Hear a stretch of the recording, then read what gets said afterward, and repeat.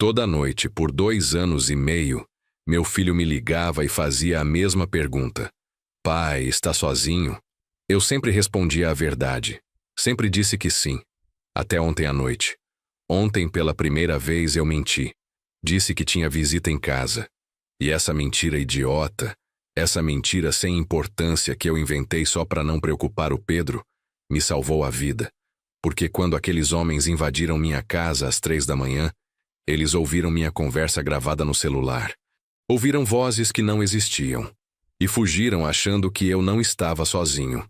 Mas eu estou me adiantando. Deixe-me voltar ao início. Ao dia em que tudo começou a desmoronar. 3 anos atrás, quando minha esposa Clarice me deixou e levou nosso filho de 15 anos para Curitiba. Mas antes de continuarmos, confira se você já está inscrito no canal e escreva nos comentários de onde você está assistindo este vídeo. Meu nome é Paulo Brito. Tenho 57 anos e trabalho como técnico em manutenção de elevadores em São Paulo. Não é um trabalho glamouroso, mas é honesto.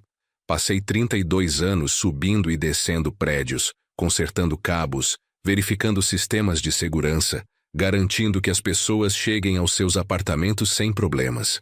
É um trabalho que exige atenção aos detalhes, paciência e, acima de tudo, responsabilidade. Uma falha minha pode custar vidas. Sempre levei isso a sério. Morava em um apartamento de 2 quartos no bairro da Vila Mariana, na zona sul de São Paulo. Não era grande, não era luxuoso, mas era nosso. Ou era, até Clarice decidir que não queria mais ser nossa. O apartamento ficava no 3º andar de um prédio antigo, daqueles de 1970, com porteiro apenas durante o dia e sem câmeras de segurança. O tipo de prédio que ainda existe aos montes em São Paulo, onde a maioria dos moradores são pessoas mais velhas que moram ali há décadas. Clarice e eu ficamos casados por 23 anos. Conheci ela quando eu tinha 31 e ela 28. Ela trabalhava como recepcionista em uma clínica médica perto da minha casa. Eu fui fazer um exame de rotina e ela me atendeu com aquele sorriso que iluminava o ambiente inteiro. Começamos a conversar.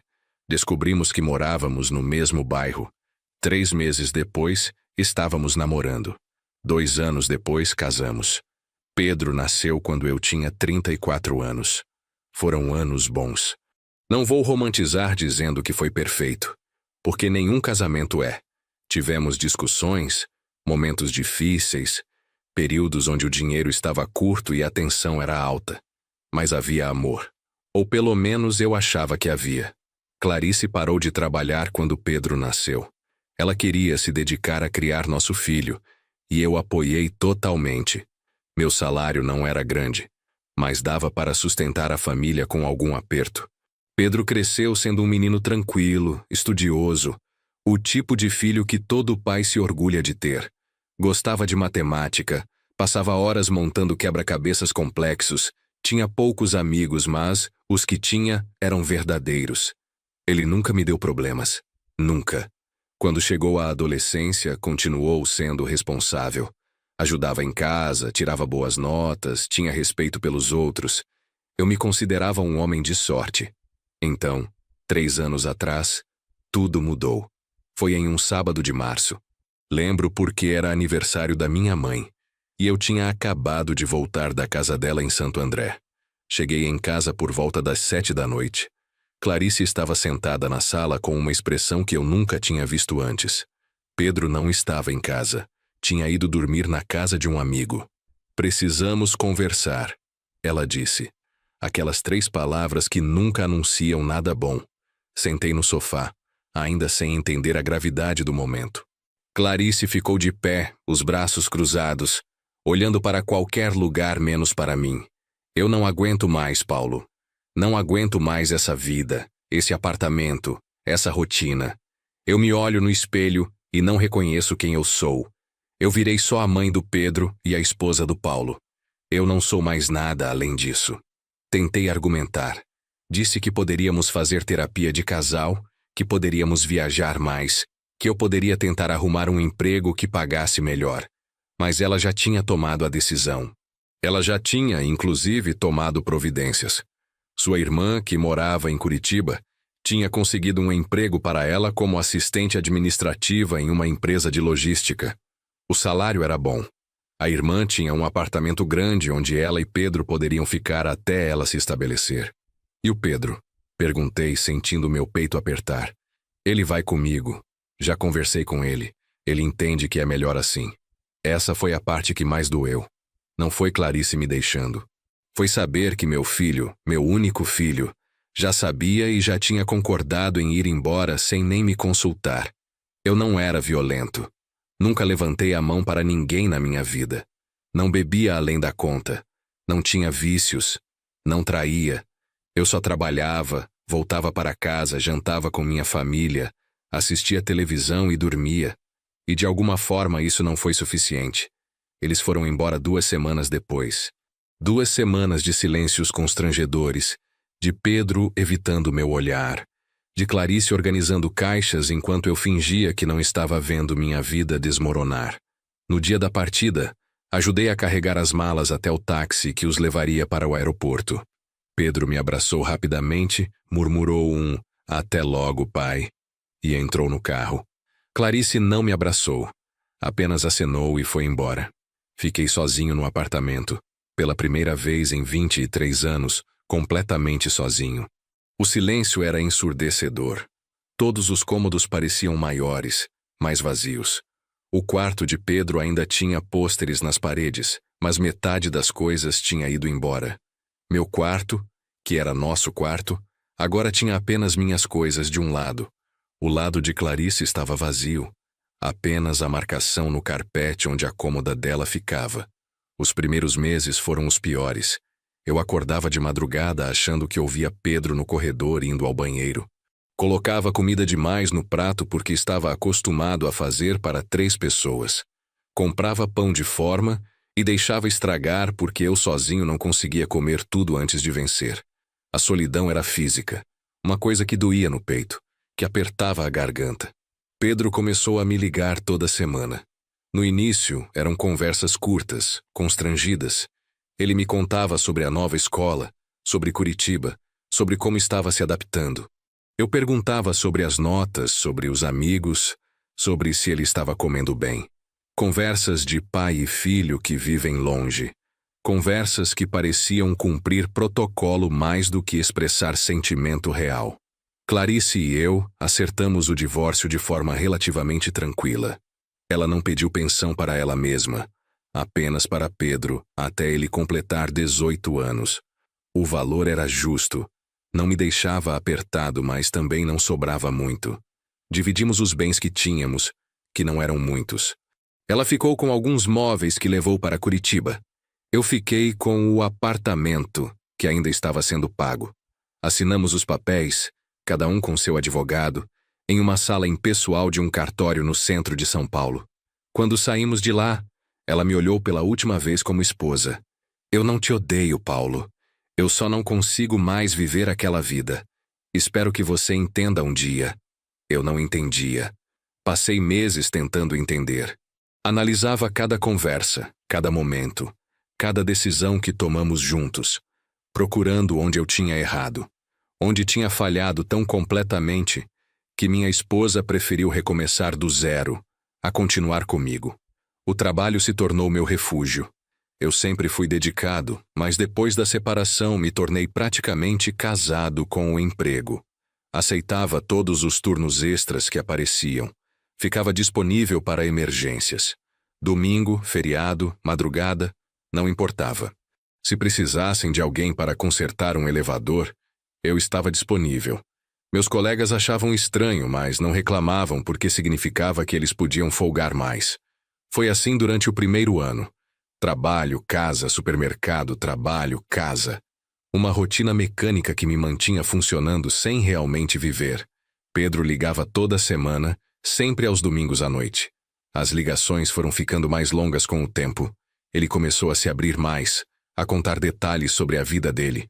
Sobre a namorada que arrumou, sobre o time de vôlei da escola, sobre o professor de física que era maluco, mas ensinava muito bem. Ele nunca falava sobre a mãe comigo. E eu nunca perguntava. Era um acordo tácito entre nós. Ela era um assunto proibido. Eu sabia que ela estava bem porque Pedro mencionava coisas de passagem, mas nunca entrava em detalhes. Era melhor assim. Não sei se eu conseguiria ouvir sobre ela refazendo a vida, sendo feliz sem mim. 1 ano e meio depois da separação, algo mudou nas ligações do Pedro. Foi sutil no começo. Ele começou a ligar não só aos domingos, mas durante a semana também. Ligações rápidas, apenas para saber como eu estava. Oi, pai, tudo bem? Só queria dar um alô. No começo achei estranho. Pedro nunca foi muito de telefone. Mas fiquei feliz. Pensei que finalmente estávamos recuperando nossa conexão. Então, 2 semanas depois dessas ligações começarem, ele fez a pergunta pela primeira vez. Era uma terça-feira à noite, por volta das 10 horas. Eu já estava deitado assistindo algum programa de televisão sem prestar muita atenção. O celular tocou. Oi, pai, está sozinho aí? A pergunta me pegou de surpresa. Estou, filho. Por quê? Houve uma pausa. Nada, não, só queria saber. Tá tudo bem aí? Apartamento tranquilo? Tá sim. Tudo normal. Você tá bem? Tô sim. Só estava preocupado. Boa noite, pai. E ele desligou. Achei a ligação estranha, mas não dei muita importância. Adolescentes são estranhos às vezes. Talvez ele tivesse brigado com a namorada e estava procurando desculpa para ligar para alguém. Talvez tivesse tirado uma nota ruim e estava adiando contar para a mãe. Sei lá. Mas a pergunta se repetiu. Na noite seguinte, ele ligou de novo. Pai, está sozinho? E na outra noite?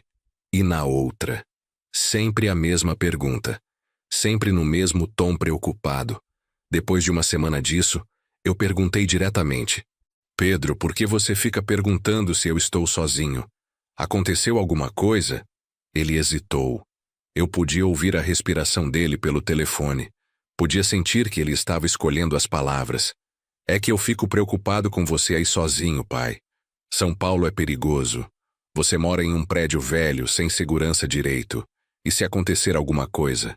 Filho, eu moro aqui há mais de 20 anos. Nunca aconteceu nada. Mas pode acontecer. Você já pensou em se mudar para um lugar mais seguro? Pensei nisso. O apartamento realmente não tinha muita segurança. O porteiro ia embora às 6 da tarde. Depois disso, qualquer pessoa podia entrar no prédio. Bastava alguém que morava lá abrir a porta e pronto. Não tinha câmeras, não tinha portão eletrônico, nada. Mas eu morava ali havia tanto tempo. Conhecia todos os vizinhos. A dona Marisa, do 2º andar, que sempre me dava bolo quando fazia. O seu Joaquim, do 4º andar, que jogava dominó comigo no fim de semana. A família do apartamento ao lado, que tinha uma filha da idade do Pedro. Eu não tenho dinheiro para me mudar, filho. E, sinceramente, eu me sinto seguro aqui. Conheço todo mundo. Pedro suspirou. Tá bom, pai. Mas promete que vai trancar bem a porta e deixa o celular por perto quando for dormir. Prometo. Aquilo deveria ter me alertado.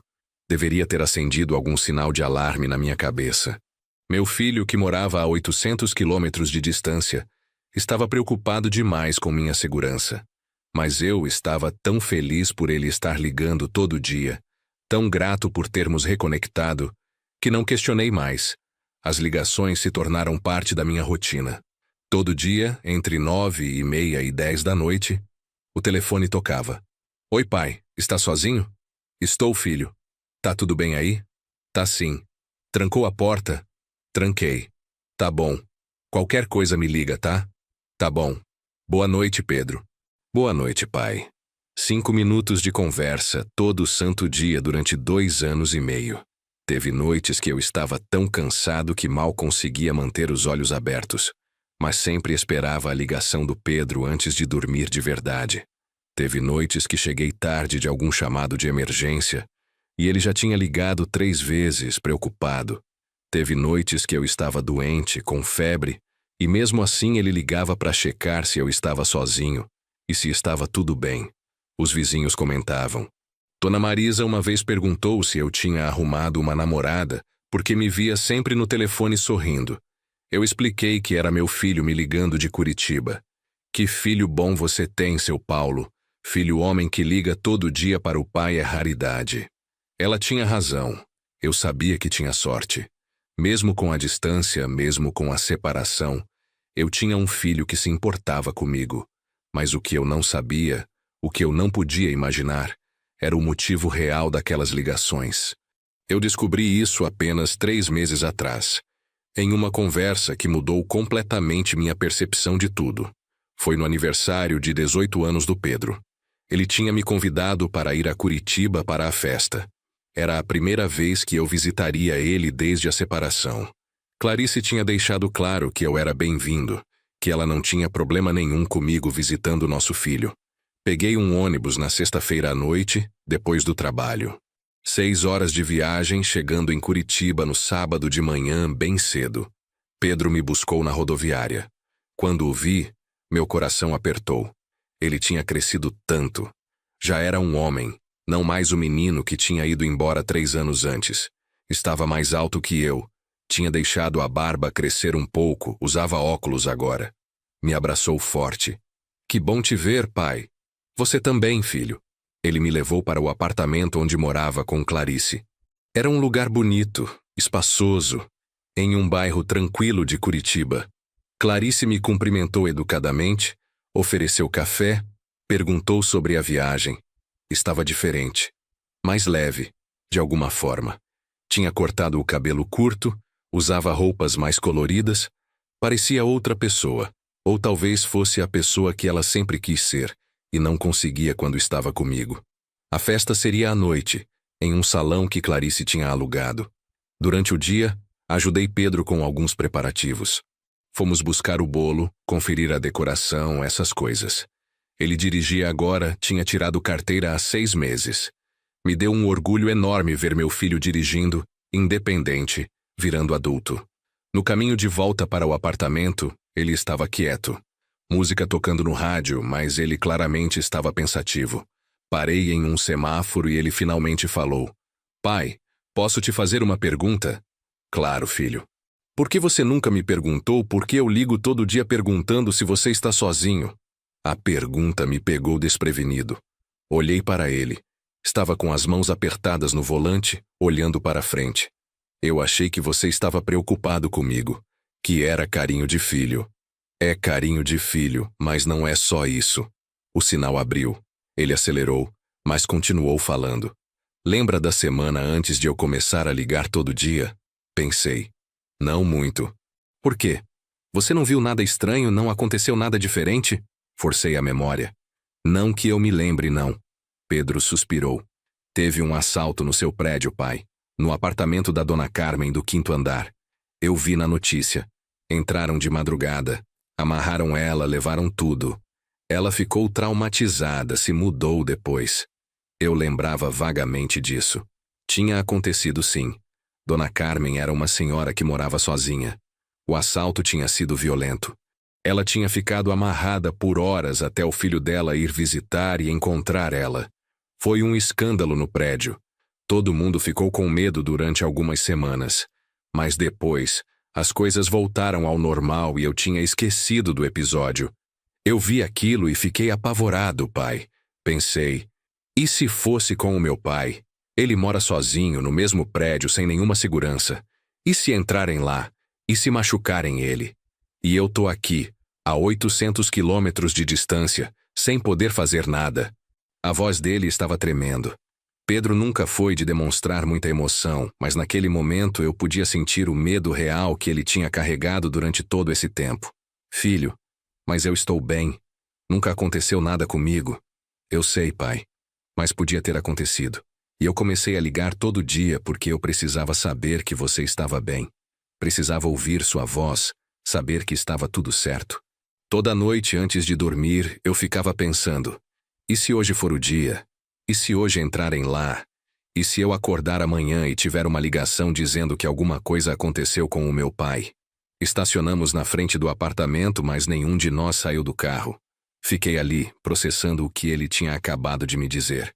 Meu filho tinha passado 2 anos e meio ligando para mim todo dia. Não só por carinho, mas por medo. Medo genuíno de me perder. De acordar um dia e descobrir que tinha acontecido algo comigo e ele não estava lá para impedir. Pedro, eu não sabia. Você nunca me contou. Eu não queria te preocupar. Não queria que você soubesse que eu estava obcecado com isso. Mas é por isso que eu sempre pergunto se você está sozinho. Porque se você disser que tem alguém aí, alguém visitando, alguma namorada que você arrumou, sei lá, eu durmo mais tranquilo. Porque sei que você não está completamente vulnerável.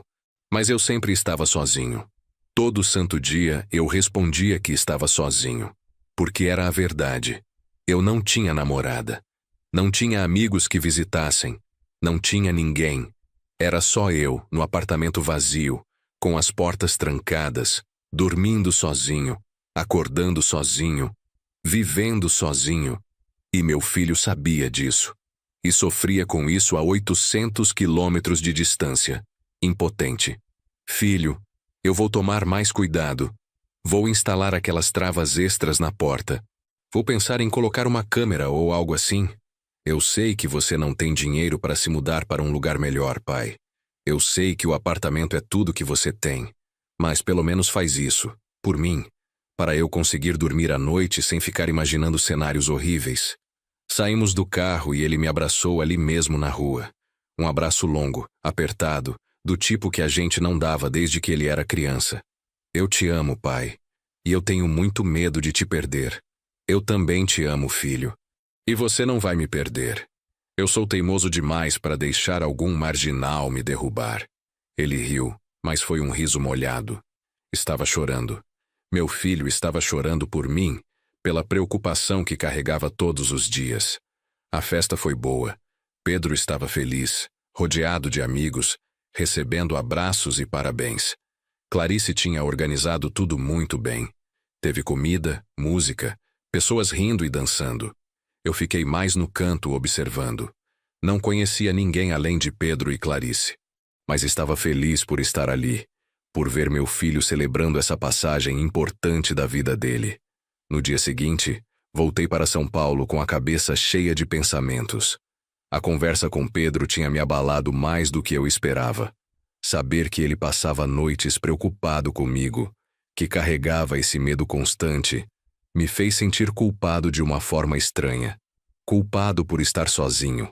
Culpado por não ter conseguido manter minha família unida.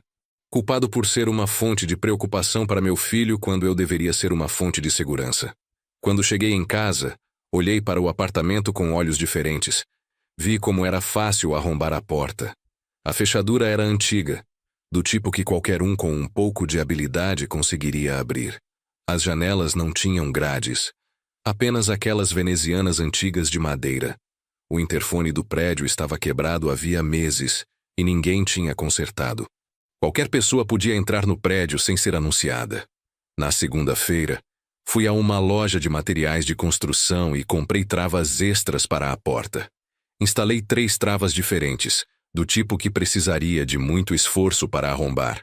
Comprei também uma barra de metal para colocar na janela da sala, dificultando que alguém entrasse por ali.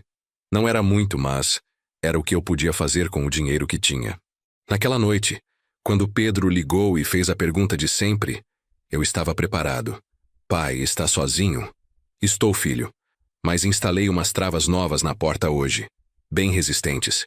E coloquei uma barra na janela também. Houve um silêncio do outro lado. Depois a voz dele aliviada.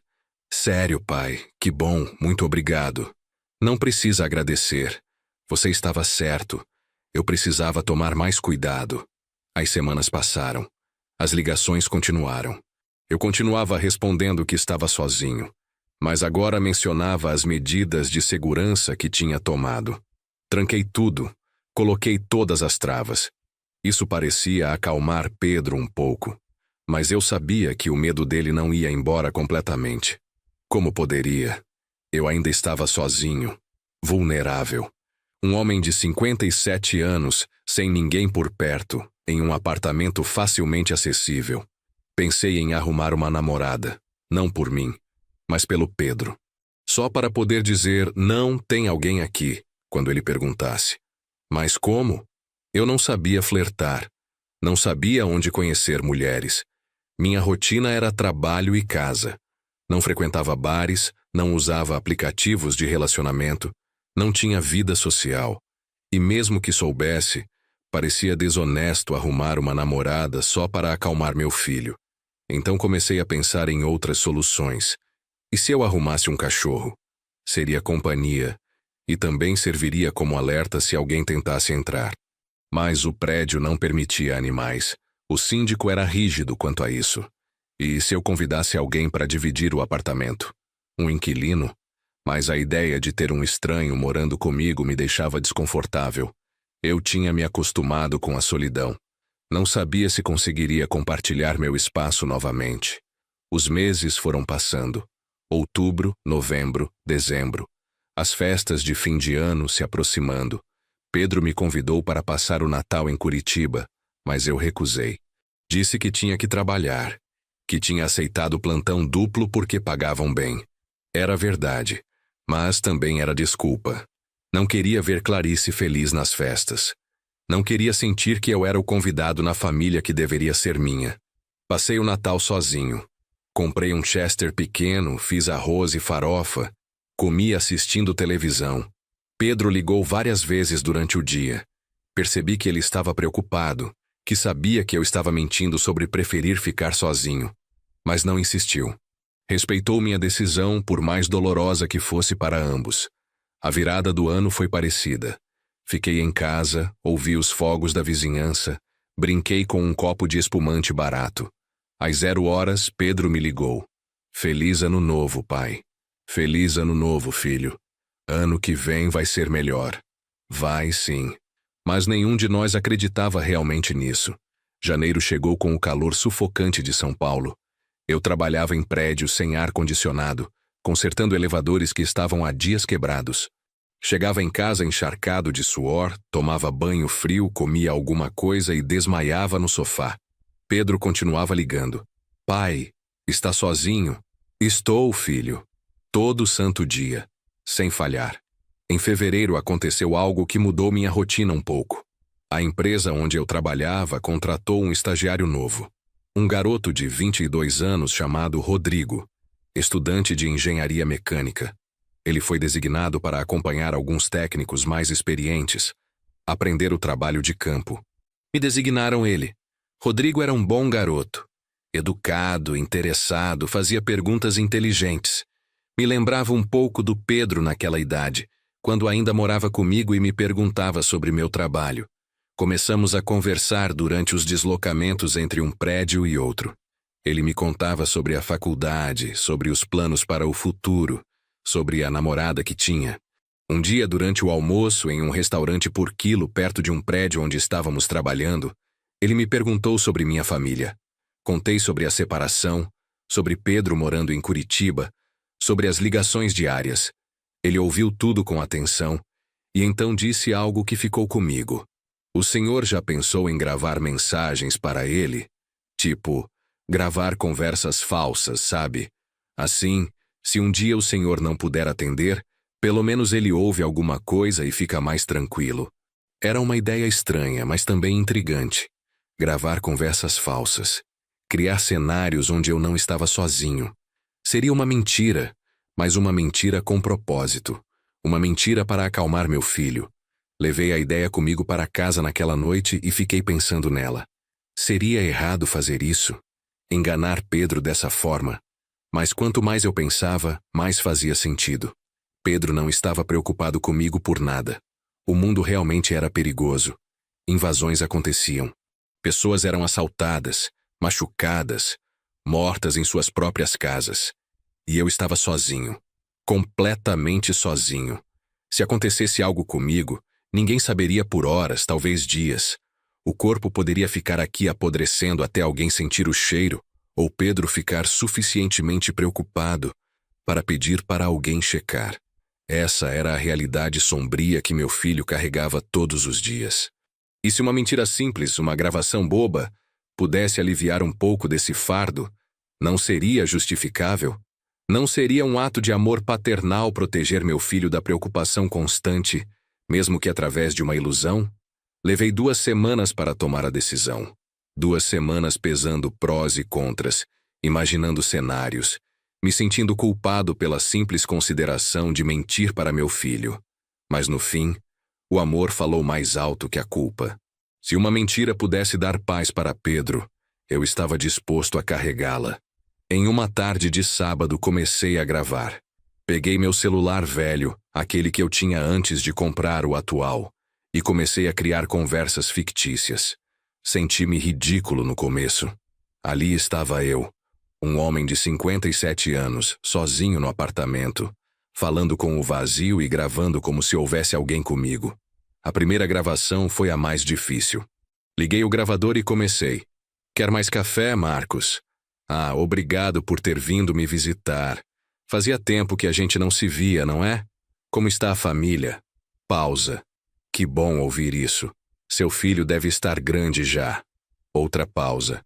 Eu também sinto falta daqueles tempos. A gente deveria se ver mais, não deixar passar tanto tempo. Ouvi a gravação de volta e quase apaguei tudo. Soava falso demais, artificial. Qualquer pessoa que ouvisse saberia que era encenação. Mas então pensei, Pedro não vai ouvir com atenção analítica. Ele vai ouvir aliviado, querendo acreditar que eu não estou sozinho. A mente dele vai preencher as lacunas, vai tornar a conversa mais real do que ela realmente é. Fiz mais gravações. Criei personagens fictícios. Marcos, um velho amigo dos tempos de escola. Roberto, um colega de trabalho que passou para tomar uma cerveja. Dona Conceição, uma vizinha que trouxe bolo. Cada gravação tinha entre 2 e 5 minutos de duração. Conversas banais sobre futebol, sobre o tempo, sobre trabalho, sobre receitas culinárias. Nada muito elaborado. Apenas vozes de fundo que sugeriam presença. Criei uma pasta no celular chamada Músicas Antigas, para não levantar suspeitas caso Pedro algum dia mexesse no meu telefone. Dentro dela, coloquei todas as gravações numeradas. Arquivo 1, Arquivo 2, Arquivo 3. 10 gravações no total. Diferentes cenários, diferentes visitantes, diferentes conversas. Um arsenal de mentiras bem intencionadas. Durante uma semana, não usei nenhuma delas. Continuei respondendo honestamente para Pedro. Pai, está sozinho? Estou, filho. Mas agora tinha uma saída, um plano B para quando decidisse que estava na hora de aliviar o fardo dele. Carreguei aquelas gravações comigo como um segredo pesado, esperando o momento certo. Março chegou trazendo chuvas fortes para São Paulo. Uma dessas chuvas que alaga ruas, derruba árvores, causa estragos. Eu estava trabalhando em um prédio comercial no centro quando a tempestade começou de verdade. O elevador que eu estava consertando ficou preso entre andares por causa de uma falha elétrica causada pela chuva. Fiquei lá dentro por 3 horas até conseguirem restabelecer a energia e me tirar. Quando finalmente saí, estava exausto, sujo, com fome e extremamente irritado. Eram quase 11 da noite. Pedro tinha me ligado 4 vezes. Eu não tinha conseguido atender porque estava preso no elevador. Liguei de volta assim que saí, ainda dentro do prédio, esperando a chuva dar uma trégua para eu poder ir para casa. Pai, graças a Deus, eu estava desesperado. Por que não atendia? A voz dele estava alterada, quase em pânico. Calma, filho. Eu fiquei preso no elevador que estava consertando, sem sinal lá dentro. Já saí, está tudo bem. Preso? Por quanto tempo? Umas 3 horas. Foi uma falha elétrica por causa da chuva. Meu Deus, pai. Eu pensei que tinha acontecido alguma coisa. Pensei que alguém tinha invadido o apartamento, que você estava machucado, que... Ele não terminou a frase, mas eu sabia o que ele estava imaginando. Pedro, está tudo bem. Estou inteiro, só cansado e com fome. Vou para casa agora, tomar um banho e comer alguma coisa. Você está sozinho aí? Sempre a mesma pergunta. Sempre com a mesma ansiedade por trás. Estou. Todo mundo já foi embora. Só fiquei eu para terminar o serviço. Pai, pelo amor de Deus, toma cuidado voltando para casa com essa chuva. E me liga quando chegar, por favor. Não importa a hora. Pode deixar, filho. A viagem de volta para casa foi um pesadelo. Ruas alagadas, trânsito caótico, ônibus lotado e pingando água por todos os lados. Cheguei em casa quase à meia-noite, encharcado até os ossos. Liguei para Pedro assim que tranquei a porta. Cheguei, filho. Graças a Deus. Está tudo bem aí? Tá sim. Vou tomar banho e comer alguma coisa. Tá bom. Boa noite, pai. Me desculpa por ter ficado tão desesperado. Não precisa se desculpar, eu entendo. Boa noite. Aquela noite me fez perceber o nível de ansiedade que Pedro carregava. 3 horas sem conseguir me contatar, e ele já estava imaginando os piores cenários. Já estava se preparando mentalmente para receber a notícia de que algo tinha acontecido comigo. Isso não era saudável. Não para ele, não para mim. Eu precisava fazer alguma coisa. 2 dias depois, em uma quinta-feira à noite, tomei a decisão. Quando Pedro ligou com a pergunta habitual pela primeira vez em 2 anos e meio, eu menti. Pai, está sozinho? Respirei fundo. Na verdade, não.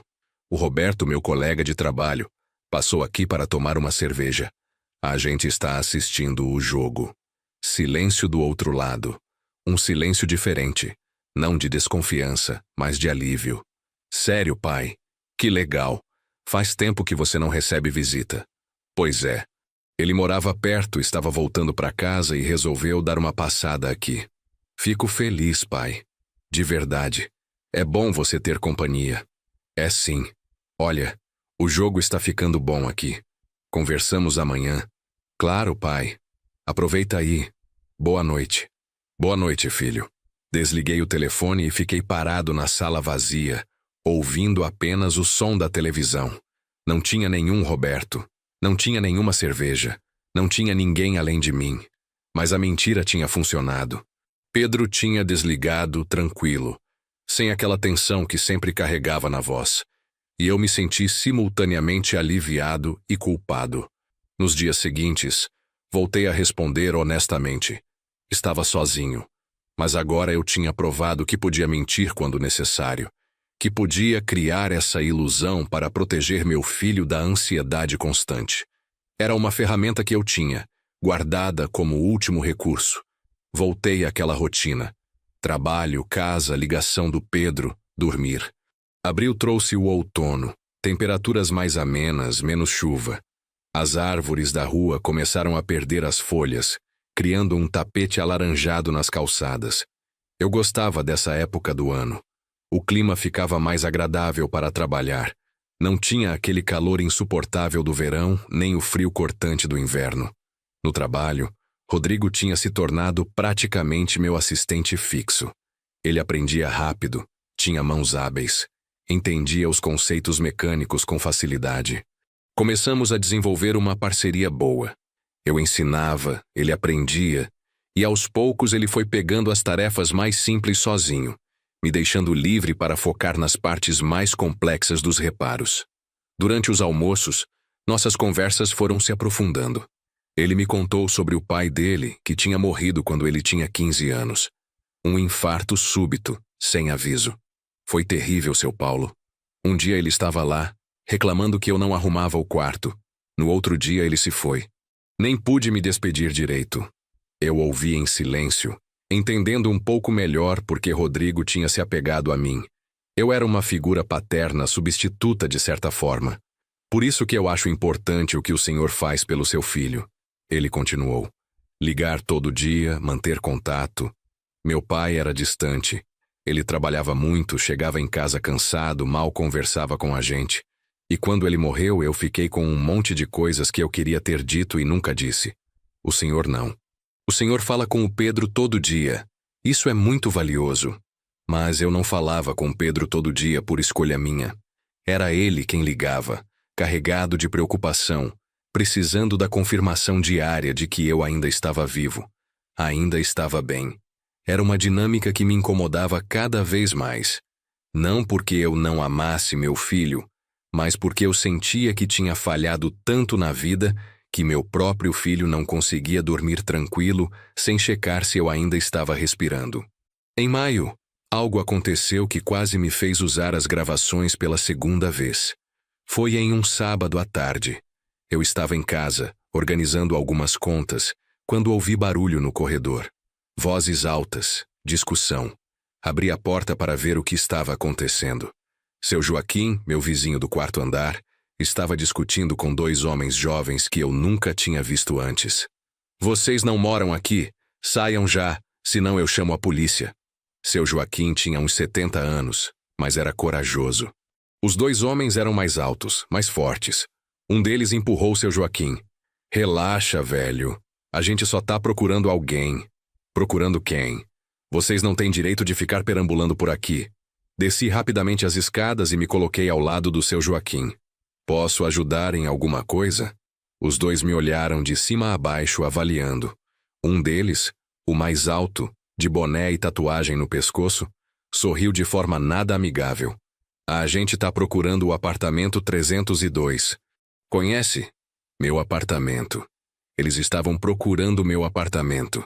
O coração acelerou, mas mantive a expressão neutra. Por que estão procurando? Temos um assunto com quem mora lá. Que tipo de assunto? O outro homem, mais baixo, mas mais largo, estava ficando impaciente. Escuta aqui, coroa. É melhor você e o vovô aí sumirem antes que isso fique feio. Seu Joaquim, teimoso como sempre, não recuou. Eu já liguei para a polícia. Eles estão vindo. Se vocês não morarem aqui, é melhor saírem agora. Não sei se ele realmente tinha ligado ou se estava blefando, mas funcionou. Os dois se entreolharam. O do boné cuspiu no chão. A gente volta outro dia. Eles desceram as escadas rapidamente e saíram pela porta da frente. Seu Joaquim e eu ficamos parados no corredor, os dois respirando pesado pela adrenalina. Que diabos foi isso? Ele perguntou. Não sei, mas eles estavam procurando meu apartamento. Você tem alguma dívida, Paulo? Algum problema? Pensei em todas as minhas finanças. Estava tudo em dia. Aluguel, não tinha. O apartamento era meu. Condomínio, pagava religiosamente. Contas de luz, água, internet, tudo pago. Não devia para ninguém. Não tinha me envolvido em nada ilegal. Não tinha inimigos que eu soubesse. Não, seu Joaquim. Não tenho dívida nenhuma. Então por que eles estavam te procurando? Era uma excelente pergunta para a qual eu não tinha resposta. Voltei para meu apartamento com o coração ainda acelerado. Tranquei a porta, coloquei todas as travas. Fiquei olhando pela janela, vendo se eles voltariam. Não voltaram, pelo menos não naquele dia. Mas a sensação de insegurança tinha se instalado. Alguém estava me procurando. Dois homens com aparência de criminosos sabiam onde eu morava e tinham algum interesse em mim. Liguei para Pedro naquela noite antes dele me ligar. Oi, pai. Tudo bem? É raro você me ligar primeiro. Tá tudo bem. Só queria ouvir sua voz. Não contei sobre os homens. Não queria preocupá-lo ainda mais. Mas passei a noite inteira acordado. Qualquer barulho no corredor me fazendo pular. Será que eles voltariam? Será que era só intimidação ou realmente tinha alguma coisa que eu não estava entendendo? No dia seguinte, domingo, desci para conversar com o porteiro diurno, seu Walter. Contei sobre os homens. Ele franziu a testa, preocupado. Não foi a primeira vez que eles apareceram aqui, seu Paulo. Eles vieram na sexta também, perguntando por vários apartamentos. Eu mandei embora. Achei que fosse vendedor ou algo assim. Eles perguntaram especificamente pelo 302? Não me lembro. Mas eles estavam com uma lista, anotando números de apartamento. Uma lista. Eles tinham uma lista de apartamentos. Isso não era aleatório, era organizado. Seu Walter, o senhor acha que devemos avisar a polícia? Eu avisei. Fiz um boletim de ocorrência ontem. Mas você sabe como é, seu Paulo.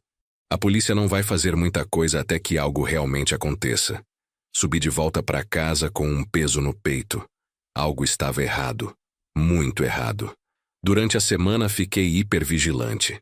Cada pessoa estranha no prédio me deixava em alerta. Cada barulho no corredor me fazia levantar e olhar pelo olho mágico. Dormia mal, acordava várias vezes durante a noite.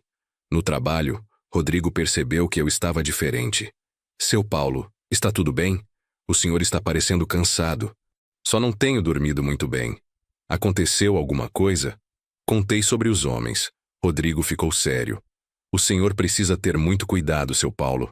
Pode ser tentativa de assalto. Eles estavam mapeando o prédio, vendo quem mora sozinho, quem tem mais idade, quem seria alvo mais fácil. Foi o que eu pensei também.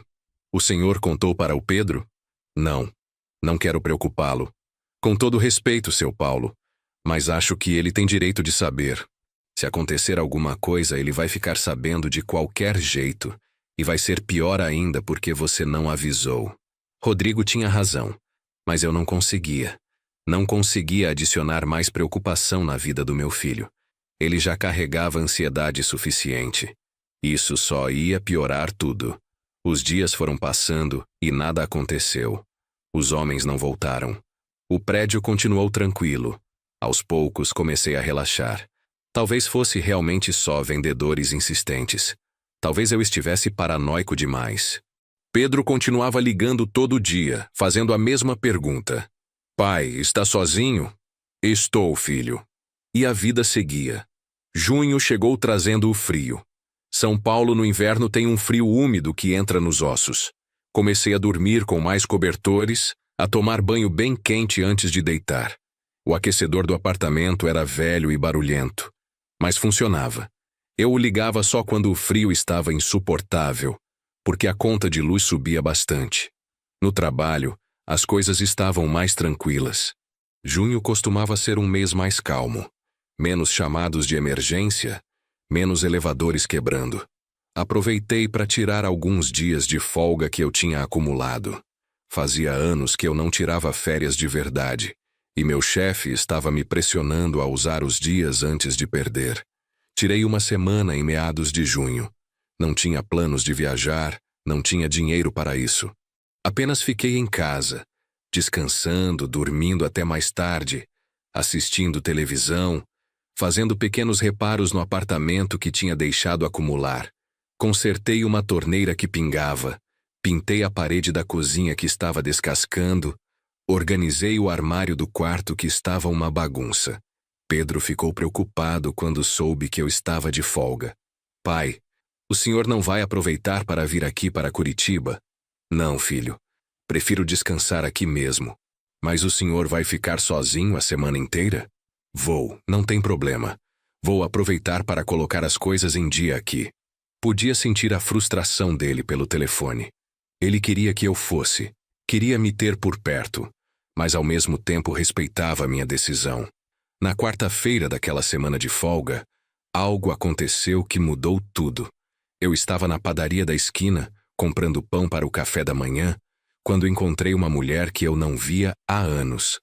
Beatriz. Ela tinha sido colega de Clarice nos tempos em que elas trabalhavam juntas na clínica médica. Costumávamos fazer programa de casal com ela e o marido, antes de tudo desmoronar. Paulo, nossa, quanto tempo! Ela me abraçou calorosamente. Beatriz sempre foi expansiva, daquelas pessoas que falam alto e riem alto. Oi, Beatriz, quanto tempo mesmo? Como você está? Estou bem. E você?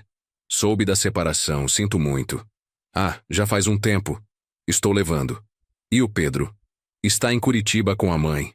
Já está com 18 anos, todo crescido. Como o tempo passa rápido.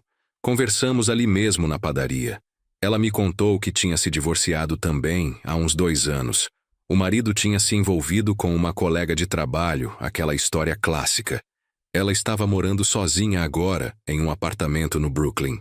Trabalhava como gerente administrativa em uma empresa de eventos. Paulo, a gente devia marcar de tomar um café qualquer dia desses. Matar a saudade direito. Seria bom. Trocamos números de telefone. Ela disse que me ligaria. Eu não acreditei muito, porque as pessoas sempre dizem isso e nunca ligam. Mas 2 dias depois, na sexta-feira de manhã, meu telefone tocou. Paulo, é a Beatriz. Olha, eu sei que é em cima da hora, mas você está livre hoje à tarde? Pensei em a gente tomar aquele café. Olhei ao redor do meu apartamento vazio. Não tinha absolutamente nada planejado. Estou sim. Ótimo. Tem uma cafeteria nova que abriu perto do metrô Ana Rosa. Que tal lá, umas 3 horas? Perfeito. Desliguei o telefone e fiquei meio atordoado. Eu tinha acabado de marcar um encontro? Era um encontro? Não, claro que não. Era só um café entre velhos conhecidos. Mas mesmo assim, me peguei tomando um banho mais demorado, passando uma roupa melhor, até colocando um perfume que estava guardado há anos. A cafeteria era um lugar agradável, moderno, mas aconchegante, com aquele cheiro de café fresco no ar. Beatriz já estava lá quando cheguei, sentada em uma mesa perto da janela. Ela acenou quando me viu e sorriu. Conversamos por mais de 2 horas. Ela falou sobre o divórcio dela, sobre como tinha sido difícil recomeçar sozinha depois de 20 anos de casamento. Eu falei sobre a minha situação, sobre a solidão, sobre Pedro morando longe. Sabe o que é mais estranho? Ela disse em determinado momento. É você se acostumar com a solidão. No começo é terrível, você chora, sente falta de tudo. Mas depois vira rotina. E aí você percebe que está confortável sozinho. E isso te assusta um pouco. Porque não deveria ser confortável. Deveria? Eu entendia exatamente o que ela estava dizendo. Era assim que eu me sentia. A solidão tinha deixado de ser dolorosa para se tornar apenas minha realidade. Quando saímos da cafeteria, já estava escurecendo. Beatriz sugeriu que caminhássemos um pouco. Fomos andando sem rumo definido, conversando, lembrando de coisas antigas, rindo de histórias dos tempos em que nossos casamentos ainda funcionavam. Era bom. Era leve. Era a primeira vez em anos que eu me sentia conectado com outra pessoa adulta que não fosse meu filho. Na esquina perto do metrô, ela parou. Paulo, eu sei que isso pode soar estranho, mas eu gostei muito de hoje. Fazia tempo que eu não me sentia tão confortável conversando com alguém. Eu também gostei. Você acha que poderíamos fazer isso de novo? Não precisa ser nada sério nem compromissado. Só companhia, conversa, talvez um cinema, um jantar, sem pressão. Fiquei em silêncio por um momento, processando. Era isso que eu precisava? Companhia feminina? Um relacionamento, mesmo que casual? Parte de mim queria dizer não. Queria continuar na minha zona de conforto solitária. Mas outra parte, uma parte que eu não sabia que ainda existia, queria dizer sim. Queria tentar. Eu gostaria sim. O sorriso dela foi genuíno. Ótimo. Então te ligo semana que vem e a gente marca algo. Ela se despediu com um beijo no rosto e entrou no metrô. Eu fiquei parado ali, sentindo algo que não sentia há muito tempo. Esperança, talvez. Ou apenas a possibilidade de que minha vida não precisava ser eternamente aquela rotina vazia. Naquela noite, quando Pedro ligou, eu estava diferente. Pai, está sozinho? E, pela primeira vez, pensei em como seria poder responder que não.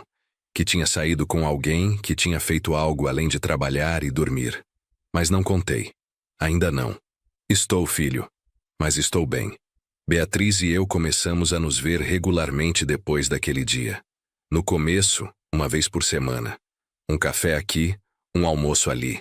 Depois foi ficando mais frequente. 2 vezes, 3 vezes por semana. Descobrimos que tínhamos muito em comum. Os dois tínhamos passado pela dor de um casamento que terminou sem grandes brigas ou traições, apenas por desgaste. Os dois tínhamos nos acostumado com a solidão. Os dois estávamos meio perdidos sobre como recomeçar a vida aos 50 e poucos anos. Ela era fácil de conversar. Não tinha aquela pressão de primeiro encontro, aquele desconforto de conhecer alguém novo. Nós já tínhamos história compartilhada, mesmo que fosse história antiga. E aos poucos, fomos construindo história nova. Ela me contou sobre o trabalho dela, sobre os eventos malucos que organizava, sobre clientes impossíveis e prazos absurdos. Eu contei sobre elevadores emperrados, pessoas presas, situações engraçadas que aconteciam no dia a dia. Em julho, 1 mês depois de termos nos reencontrado, ela me convidou para jantar no apartamento dela. Não é nada demais, ela disse. Só uma massa, uma salada, vinho barato. Mas pensei que seria mais confortável que restaurante. Aceitei, apesar dos nervos. Ir ao apartamento dela parecia um passo maior, mais significativo que nossos encontros em lugares públicos. O apartamento de Beatriz era menor que o meu, mas era acolhedor. Ela tinha decorado com gosto. Muitas plantas, quadros coloridos nas paredes, uma estante cheia de livros. O jantar foi gostoso. Ela cozinhava bem. Conversamos, bebemos vinho, rimos. E quando chegou a hora de ir embora, ela me pegou pela mão. Paulo, você não precisa ir embora se não quiser. Fazia anos que eu não tinha intimidade com ninguém. Anos. Desde antes da separação, na verdade. Clarice e eu tínhamos deixado de ter uma vida sexual ativa muito antes de ela decidir ir embora. Eu estava nervoso, inseguro, me sentindo velho e fora de forma. Mas Beatriz foi paciente, carinhosa. E foi bom. Foi mais que bom. Foi reconfortante de uma forma que eu nem sabia que precisava. Passei a noite lá. Acordei de manhã com ela ao meu lado, o sol entrando pela janela, o som de pássaros lá fora. Por um momento me senti jovem de novo. Me senti completo de uma forma que tinha esquecido como era. Tomamos café juntos. Ela fez panquecas. Conversamos sobre planos para o dia. Era tudo tão normal, tão cotidiano, e exatamente por isso era especial. Voltei para casa no meio da manhã de sábado com a cabeça nas nuvens. Entrei no apartamento e ele pareceu ainda mais vazio que o normal. Mas era um vazio diferente agora. Não era mais resignação. Era apenas a ausência de alguém que eu sabia que veria de novo em breve. Essa mudança, por menor que parecesse, era monumental. Naquela noite, quando Pedro ligou, pela primeira vez considerei contar para ele sobre Beatriz. Pai, está sozinho? Abri a boca para dizer que não, que tinha conhecido alguém que estava saindo com uma mulher. Mas algo me segurou. E se não desse certo? E se fosse só algo passageiro? Por que dar esperanças para Pedro se eu mesmo ainda não tinha certeza do que aquilo era? Estou, filho. Menti de novo.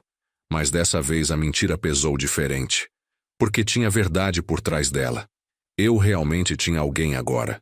Ou pelo menos tinha a possibilidade de ter. Beatriz e eu continuamos nos vendo. Julho virou agosto. Nossa relação foi evoluindo naturalmente. Não tínhamos pressa. Não tínhamos aquela ansiedade de jovens apaixonados. Éramos dois adultos que tinham sido machucados pela vida e estavam encontrando conforto um no outro. Ela dormiu no meu apartamento pela primeira vez em meados de agosto. Foi depois de jantarmos em um restaurante italiano próximo à minha casa. Estava chovendo forte quando saímos, e eu ofereci que ela ficasse. Ela aceitou. Fazia tanto tempo que outra pessoa dormia na minha cama que parecia surreal. Acordei no meio da noite e fiquei apenas observando ela dormir, agradecendo silenciosamente por ela ter aparecido na minha vida. No dia seguinte era domingo, o dia em que Pedro sempre ligava. Acordamos cedo, tomamos café juntos. Beatriz estava na sala, lendo um livro que tinha trazido na bolsa quando o telefone tocou às 10 da manhã. Era Pedro. Olhei para Beatriz. Ela percebeu minha hesitação e sussurrou. Atende. Eu fico quieta.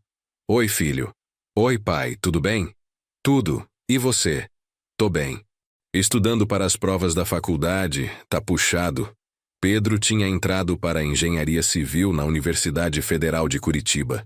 Estava no primeiro ano, se adaptando à vida universitária. Você vai conseguir. Sempre foi bom estudante. Obrigado, pai. E aí, o que você tá fazendo? Ah, nada demais. Tomei café, tô aqui relaxando. Está sozinho? A pergunta de sempre. Olhei para Beatriz, sentada no meu sofá, sorrindo levemente enquanto fingia ler o livro. Na verdade, não. Silêncio do outro lado. Um silêncio carregado de surpresa. Não? Não, tenho uma amiga aqui. Uma amiga? Podia ouvir a curiosidade misturada com esperança na voz dele. É, Beatriz. Você conheceu ela quando era pequeno. Ela era amiga da sua mãe. Nossa, pai, sério? Vocês estão saindo? Não sabia como responder isso. Estávamos saindo? Estávamos namorando? O que exatamente era nossa relação? Estamos nos vendo, sim. Nada sério ainda, só companhia. Pai, isso é ótimo. Que bom que você não está mais sozinho o tempo todo. A alegria genuína na voz dele me aqueceu o coração. É bom mesmo, filho. Conversamos mais alguns minutos. Pedro fez perguntas sobre Beatriz, como nos reencontramos, há quanto tempo estávamos nos vendo. Respondi tudo honestamente, ou quase tudo. Não mencionei que ela tinha dormido aqui. Alguns detalhes um pai não precisa compartilhar com o filho. Quando desliguei, Beatriz me olhou com uma expressão divertida. Então agora sou sua amiga? Você prefere que eu tenha dito namorada? Ela riu. Não sei. Somos isso? Namorados? Aos 50 e poucos anos? Acho que não importa o rótulo. Importa que estamos bem juntos. Verdade. Ela se levantou e veio até mim, me abraçando. Mas seu filho parece ter gostado da novidade. Ele ficou aliviado. Vive preocupado comigo sozinho aqui. Com razão. São Paulo é perigoso. E você mora sozinho há quanto tempo? 3 anos? Quase 4. Muito tempo. Muito tempo para qualquer pessoa ficar completamente sozinha. Ela ficou até o final da tarde daquele domingo. Quando foi embora, prometeu que nos veríamos na quarta-feira para jantar. Fiquei sozinho novamente no apartamento, mas era uma solidão diferente. Era temporária. Era escolhida. E isso fazia toda a diferença. Nas semanas seguintes, Pedro percebeu a mudança em mim. Nossas conversas ficaram mais leves. Ele parava de fazer aquela pergunta com tanta frequência. Às vezes ligava e nem perguntava se eu estava sozinho. Apenas conversava sobre a vida dele, sobre as aulas, sobre os amigos novos que tinha feito. Setembro chegou com a primavera. As árvores da rua começaram a florescer novamente. O clima estava mais quente, mais alegre. Beatriz e eu estávamos cada vez mais sérios. Ela tinha uma gaveta no meu apartamento agora, onde deixava algumas roupas. Eu tinha escova de dente no banheiro dela. Pequenas coisas que sinalizavam permanência, compromisso. Foi em meados de setembro que aconteceu algo que me fez usar as gravações pela segunda vez. Beatriz tinha viajado para o Rio de Janeiro a trabalho. Uma conferência de 3 dias sobre eventos corporativos. Ela ia voltar na quinta-feira à noite.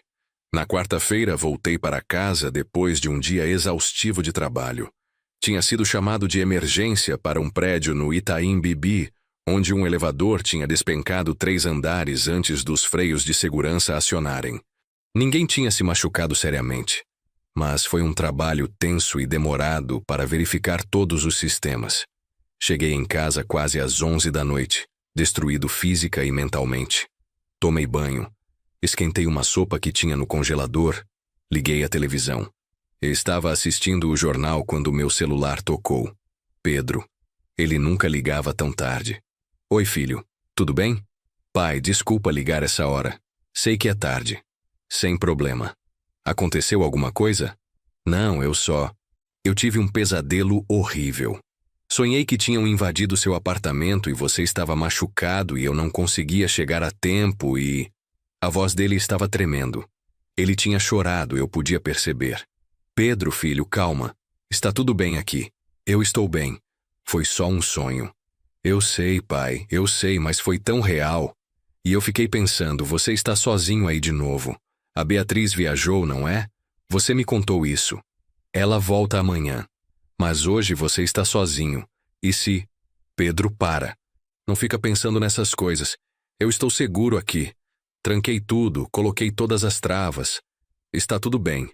Mas ele não estava convencido. Podia ouvir a ansiedade na respiração dele. O pânico mal contido. Pai, promete que qualquer barulho estranho você me liga, não importa a hora? Prometo, filho. E deixa o celular do lado da cama? Sempre deixo. E... Ele parou buscando palavras. E se você ouvir alguém tentando entrar, você se tranca no quarto e grita que tem gente em casa, que vai chamar a polícia. Às vezes isso assusta os ladrões. Era de partir o coração. Meu filho de 18 anos, a 800 quilômetros de distância, me dando instruções de segurança como se eu fosse uma criança. Vou fazer isso, mas não vai acontecer nada, tá bom? Tá. Mas não estava. Ele desligou ainda preocupado, e eu fiquei ali com o telefone na mão, me sentindo impotente. Fui dormir, mas não consegui pegar no sono direito. Ficava pensando no pesadelo do Pedro, na ansiedade que ele carregava, no fardo que minha solidão colocava sobre ele. Era quase 2 da manhã quando finalmente comecei a cochilar. E foi aí que ouvi. Um barulho na porta. Sutil, mas inconfundível. Alguém mexendo na fechadura. Sentei na cama, o coração disparando. Fiquei completamente imóvel, ouvindo. Silêncio. Talvez eu tivesse imaginado. Talvez fosse apenas o prédio velho fazendo barulhos noturnos. Então ouvi de novo.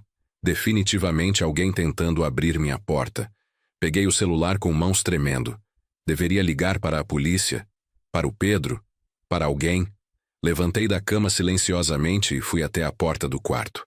Através do corredor escuro, podia ver a porta da frente. A luz do corredor externo vazava por baixo dela. E então vi a maçaneta se mexer. Alguém estava realmente tentando entrar. O pânico tomou conta. Eu era um homem de 57 anos. Sozinho, sem armas, sem nenhuma forma de defesa além das travas da porta. E alguém estava do outro lado tentando entrar. Voltei para o quarto, fechei a porta silenciosamente e encostei a cômoda contra ela, como Pedro tinha me instruído a fazer meses atrás em uma de nossas conversas. Peguei o celular, as mãos tremendo tanto que quase deixei cair. Disquei 190, polícia. Mas antes de apertar ligar, tive uma ideia. Uma ideia maluca, desesperada, mas que poderia funcionar. Abri a pasta Músicas Antigas no meu celular. Selecionei uma das gravações, aquela onde eu fingia estar conversando com Roberto, meu colega de trabalho fictício. Aumentei o volume do celular ao máximo.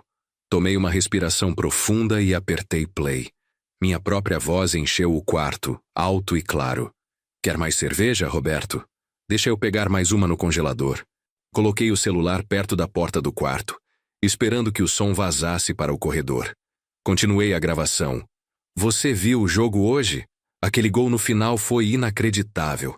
Espera aí, deixa eu só ir ao banheiro rapidamente. Na gravação eu tinha incluído sons de passos, de porta abrindo e fechando, de torneira. Pequenos detalhes que tornavam a ilusão mais real. Fiquei parado, escutando. Do outro lado da minha porta do quarto, através do apartamento, consegui ouvir movimento na porta da frente. Alguém conversando baixo. 2, talvez 3 homens. Não conseguia entender as palavras, mas o tom era de discussão, de dúvida. A gravação continuava tocando. Agora era a parte onde eu fingia voltar do banheiro. E aí, Roberto? Me conta daquela obra em Santo André. Como está indo? Mais barulho na porta da frente. Depois, silêncio. Silêncio completo e absoluto. Esperei prendendo a respiração. 1 minuto, 2 minutos, 5 minutos, nada. Arrumei coragem e fui até a janela da sala, ainda com a gravação tocando. Olhei para baixo, para a rua. Vi 2 homens saindo pela porta do prédio rapidamente e entrando em um carro que estava estacionado um pouco mais adiante. Não consegui ver as placas. Estava muito escuro. O carro arrancou e desapareceu na esquina. Eles tinham ido embora. A gravação falsa tinha funcionado. Eles tinham ouvido, pensado que eu não estava sozinho e decidido que não valia o risco. Desliguei a gravação. Minhas pernas estavam tremendo. Sentei no chão da sala, encostado na parede, o celular ainda na mão. Tinha acabado de escapar de um assalto. Talvez coisa pior, por causa de uma mentira gravada no meu telefone. Fiquei ali por não sei quanto tempo, tentando processar o que tinha acontecido. Eventualmente liguei para a polícia. Eles vieram, 2 policiais cansados de madrugada. Fizeram o boletim de ocorrência, olharam a porta, confirmaram que tinha marcas de tentativa de arrombamento. O senhor teve sorte, um deles disse. Se tivessem conseguido entrar, podia ter sido muito pior. Eu sei. O senhor mora sozinho? Moro. Devia pensar em instalar uma porta mais reforçada, senhor. E um alarme, se possível. Vou pensar nisso. Eles foram embora. Me deixaram com uma cópia do boletim de ocorrência e o conselho de ficar atento. Como se eu pudesse ficar mais atento do que já estava. Não consegui dormir o resto da noite. Fiquei sentado no sofá, todas as luzes acesas, o celular na mão, pronto para discar 190 ao menor barulho. Quando amanheceu, às 6 da manhã, liguei para Beatriz. Ela atendeu sonolenta. Paulo, que horas são? Aconteceu alguma coisa? Contei tudo. sobre os homens tentando arrombar a porta, sobre a gravação, sobre a polícia. Ela ficou em silêncio por um longo momento. Paulo, você precisa sair desse apartamento. Hoje, agora. Pega suas coisas e vai para um hotel ou vem para o Rio ficar comigo. Não posso deixar o apartamento vazio agora.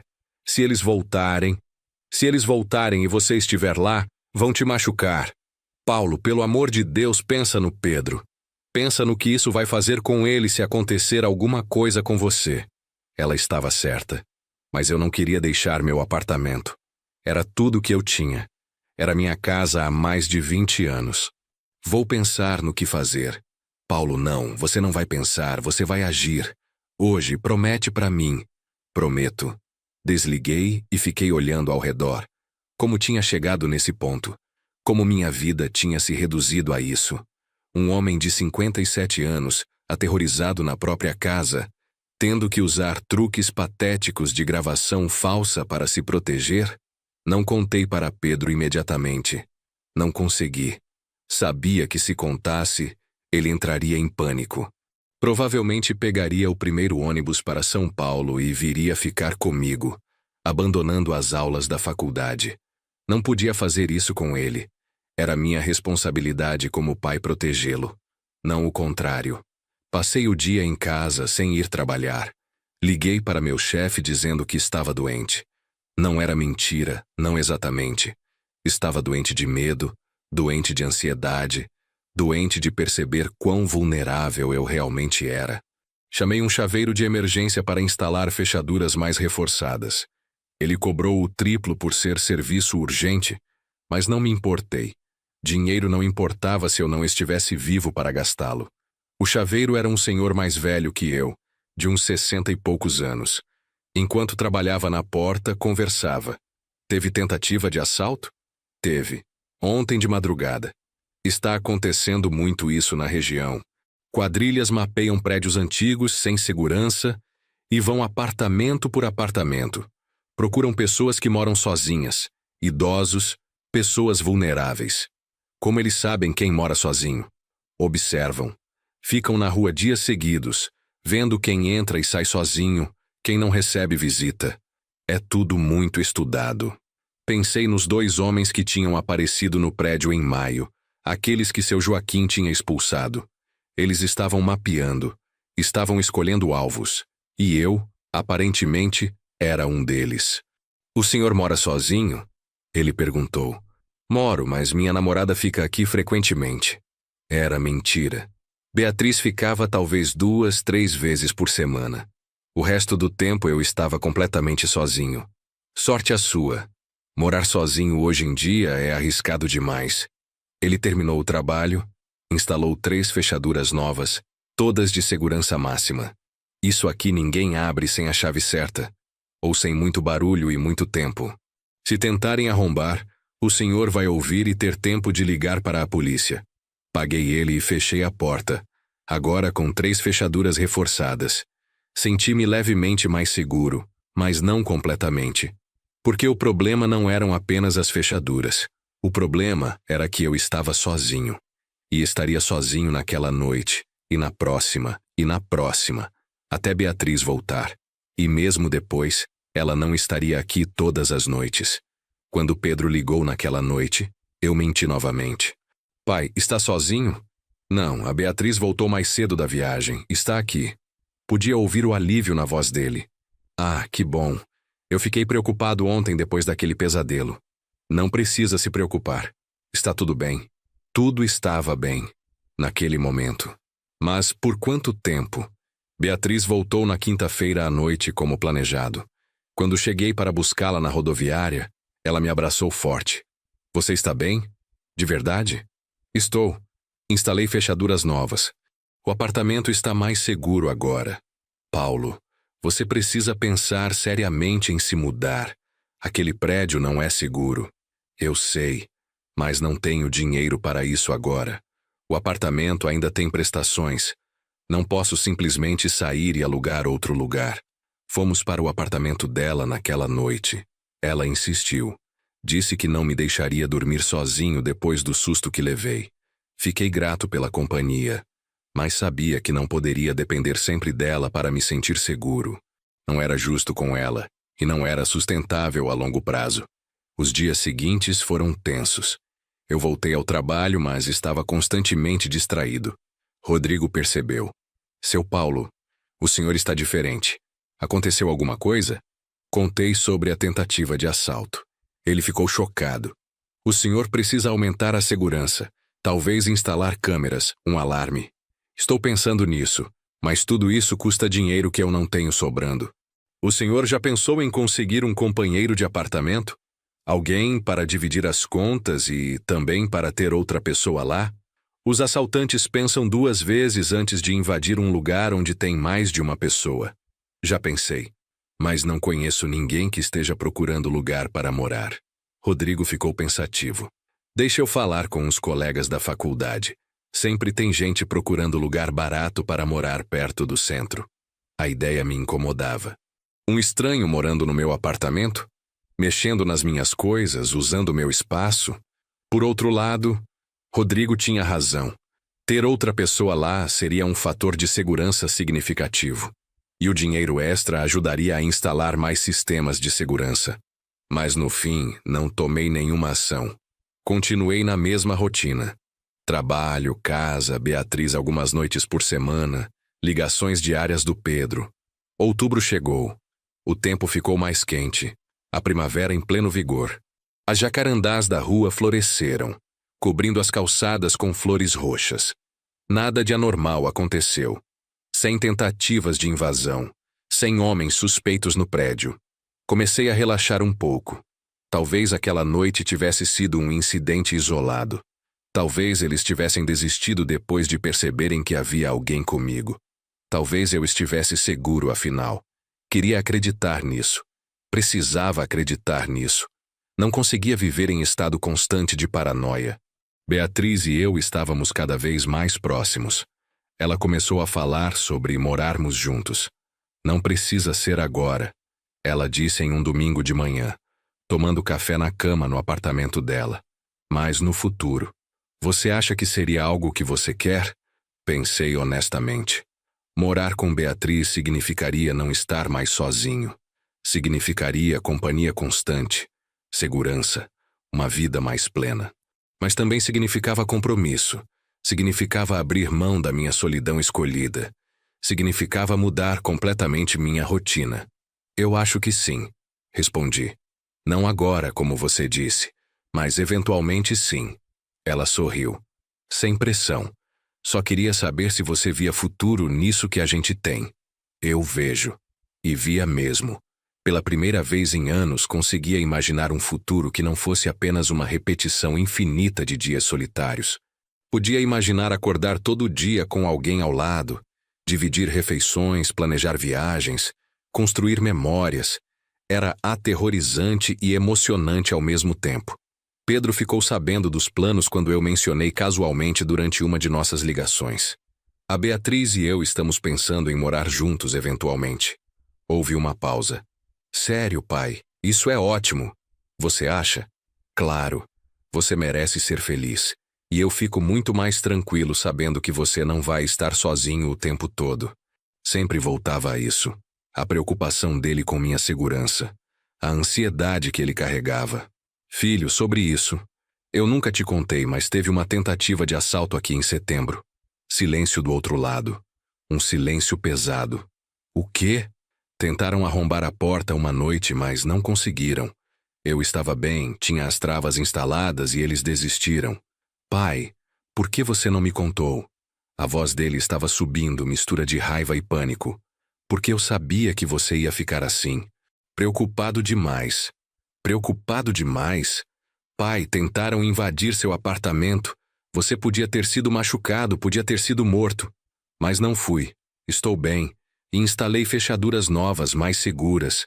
E a Beatriz fica aqui várias noites por semana agora. Não é suficiente. Você precisa sair desse apartamento. Pedro, eu não posso simplesmente sair. Não tenho dinheiro para isso. Então vem morar aqui em Curitiba, comigo e com a mãe. A gente arruma um jeito. A gente sempre arruma. A sugestão me pegou de surpresa. Morar em Curitiba? Com Clarice e Pedro, seria uma solução para os problemas de segurança, certamente, mas também seria admitir derrota, seria voltar para a órbita da minha ex-esposa, ser o pai falido que precisa da ajuda da família. Não, filho. Minha vida é aqui, meu trabalho é aqui, a Beatriz é aqui. Então casa com ela, mora com ela, qualquer coisa menos ficar sozinho naquele apartamento. Estamos pensando nisso. Mas não é algo que acontece da noite para o dia. Pedro suspirou, frustrado. Pai, eu não durmo direito pensando em você aí. Toda noite eu fico imaginando se essa vai ser a noite que eles voltam. Se vai ser a noite que eu vou receber uma ligação dizendo que ele não terminou. Não precisava. Eu sabia exatamente o que ele estava imaginando. Filho, me escuta. Eu estou tomando todos os cuidados possíveis. Tenho fechaduras de segurança máxima agora. Beatriz fica aqui frequentemente. Estou pensando em instalar câmeras. E estamos considerando morar juntos em breve. Vai ficar tudo bem. Você promete que vai acelerar isso? Que não vai ficar enrolando? Prometo. Depois daquela conversa, conversei seriamente com Beatriz sobre morarmos juntos. Não em um futuro distante, mas logo. Ela ficou surpresa, mas feliz. Você tem certeza? Pensei que você queria mais tempo. Eu queria. Mas meu filho não consegue dormir à noite me imaginando sozinho. E depois daquela tentativa de assalto, eu também não me sinto completamente seguro. Então, vamos fazer isso. Mas onde? No seu apartamento, no meu? Ou procuramos um lugar novo? O que você preferir? Acho que um lugar novo seria melhor. Recomeço completo. Para os dois. Começamos a procurar apartamentos. Olhamos vários lugares durante outubro e novembro. Alguns eram caros demais. Outros eram pequenos demais. Outros ficavam em bairros ruins. Era difícil encontrar algo que coubesse no nosso orçamento combinado e atendesse nossas necessidades. Enquanto procurávamos, eu continuava morando no meu apartamento. Beatriz ficava lá talvez 4, 5 noites por semana agora. As noites que ela não ficava, eu trancava tudo com tripla fechadura, colocava cadeiras contra a porta, dormia com o celular ao lado da cama com 190 já discado, pronto para apertar ligar ao menor barulho suspeito. Dezembro chegou trazendo o calor intenso do verão. As festas de fim de ano se aproximando novamente. Pedro me convidou para passar o Natal em Curitiba. Dessa vez aceitei, e levei Beatriz comigo. Ela ficou nervosa com a ideia de conhecer meu filho e minha ex-esposa ao mesmo tempo. E se eles não gostarem de mim? Vão gostar. Você é impossível de não gostar. A viagem de ônibus foi longa, mas agradável. Conversamos, fizemos planos, imaginamos como seria nossa vida quando finalmente encontrássemos um apartamento novo. Pedro nos buscou na rodoviária. Ele e Beatriz se deram bem imediatamente. Ela tinha aquele jeito maternal natural que colocava as pessoas à vontade. No caminho para o apartamento, Pedro não parava de fazer perguntas. Sobre como nos conhecemos, sobre nossos planos, sobre se eu estava feliz. Clarice nos recebeu com educação. Preparou um almoço bom, foi cordial com Beatriz. À tarde, enquanto Beatriz e Clarice conversavam na cozinha, Pedro me puxou para o quarto dele. Pai, você está feliz de verdade? Estou, filho. E vocês vão mesmo morar juntos? Estamos procurando apartamento. Assim que acharmos algo bom, nos mudamos. Graças a Deus. Eu estava ficando doente de preocupação. Olhei para meu filho, já um homem adulto, mas ainda carregando aquele medo infantil de perder o pai. Pedro, eu sinto muito por ter te feito passar por isso tudo. Por você ter ficado tão preocupado todos esses anos. Não é culpa sua, pai. É só... O mundo é perigoso. E você é tudo que eu tenho. Depois que a mãe e eu viemos para cá, eu fiquei com medo de te perder também. De ficar sozinho de verdade. Você nunca vai ficar sozinho. Eu sempre vou estar aqui. E agora você tem a Beatriz na sua vida também. Ela já te adora, sabia? Ele sorriu. Ela parece legal. E parece que te faz bem. Faz. Muito bem. O Natal foi agradável. Jantamos todos juntos, trocamos presentes modestos, Assistimos a um filme. Era estranho estar ali, na mesma mesa que Clarice depois de 4 anos separados, mas não era desconfortável. Éramos pessoas diferentes agora. Ela tinha sua vida, eu tinha a minha. E estávamos bem assim. Na manhã de 26 de dezembro, Beatriz e eu voltamos para São Paulo. Pedro nos levou até a rodoviária e me abraçou forte antes de entrarmos no ônibus. Cuida dele, Beatriz, ele disse. Pode deixar. Vou cuidar, sim. Na viagem de volta, Beatriz estava quieta, pensativa. No que você está pensando? Perguntei. Em como seu filho te ama, em como ele tem medo de te perder. É bonito, mas também é triste. É, Paulo, a gente precisa acelerar essa mudança. Por ele. E por você. Eu sei. Então, vamos fazer o seguinte. Vamos pegar o primeiro apartamento decente que aparecer, mesmo que não seja perfeito. A gente faz funcionar. Mas você precisa sair daquele prédio. Concordei. Ela tinha razão.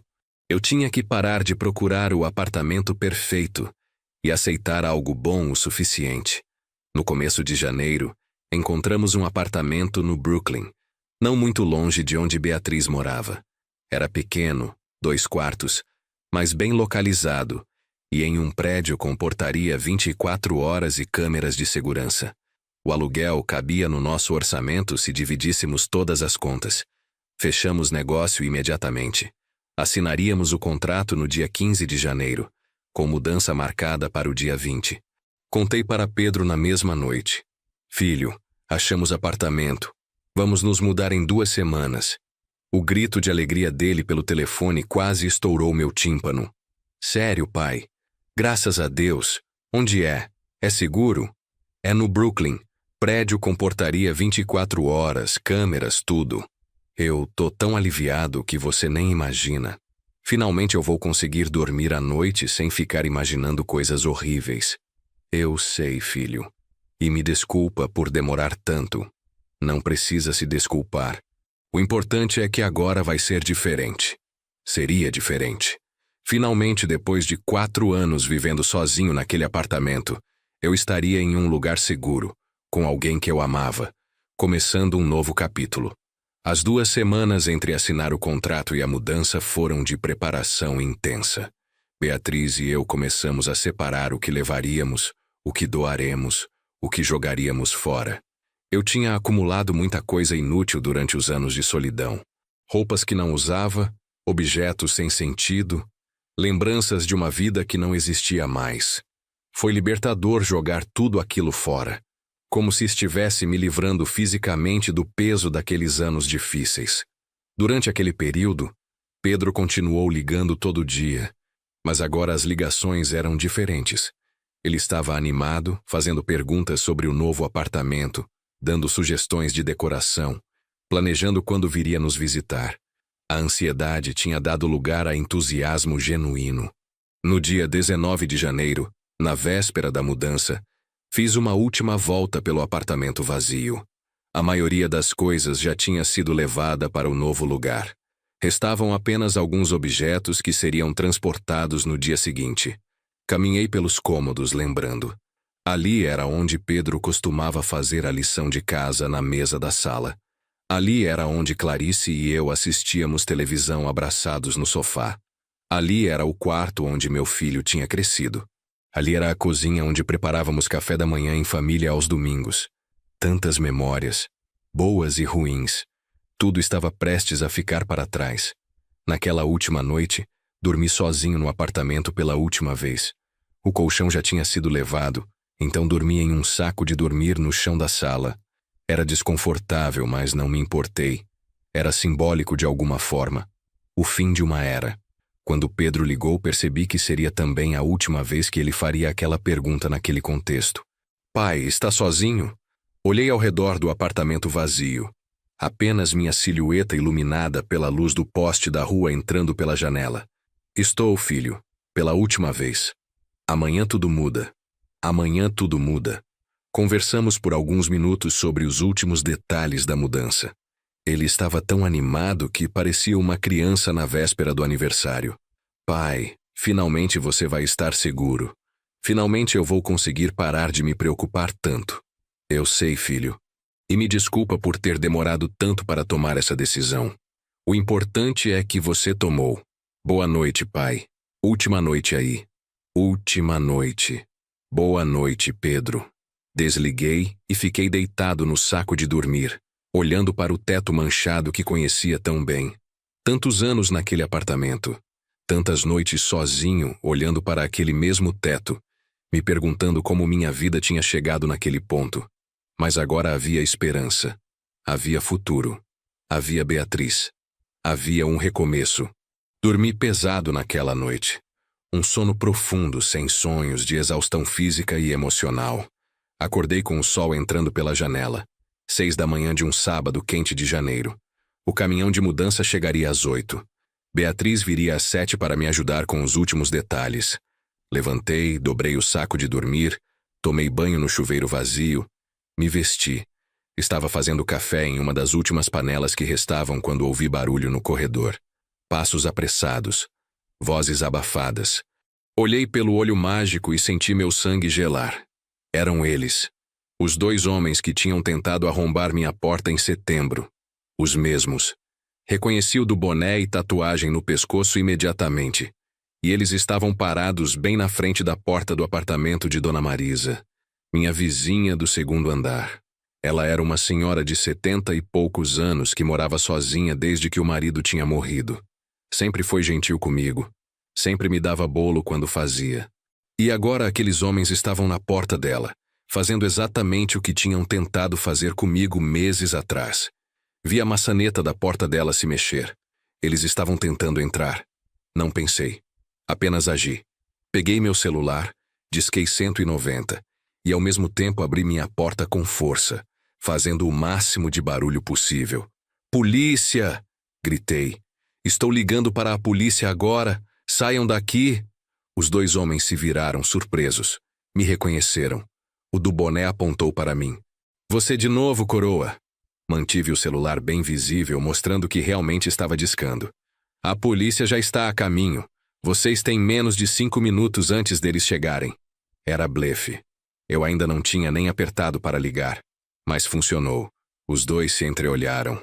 Ouviram sirenes ao longe, provavelmente não tinham nada a ver com a gente. Mas eles não sabiam disso. Isso não acaba aqui.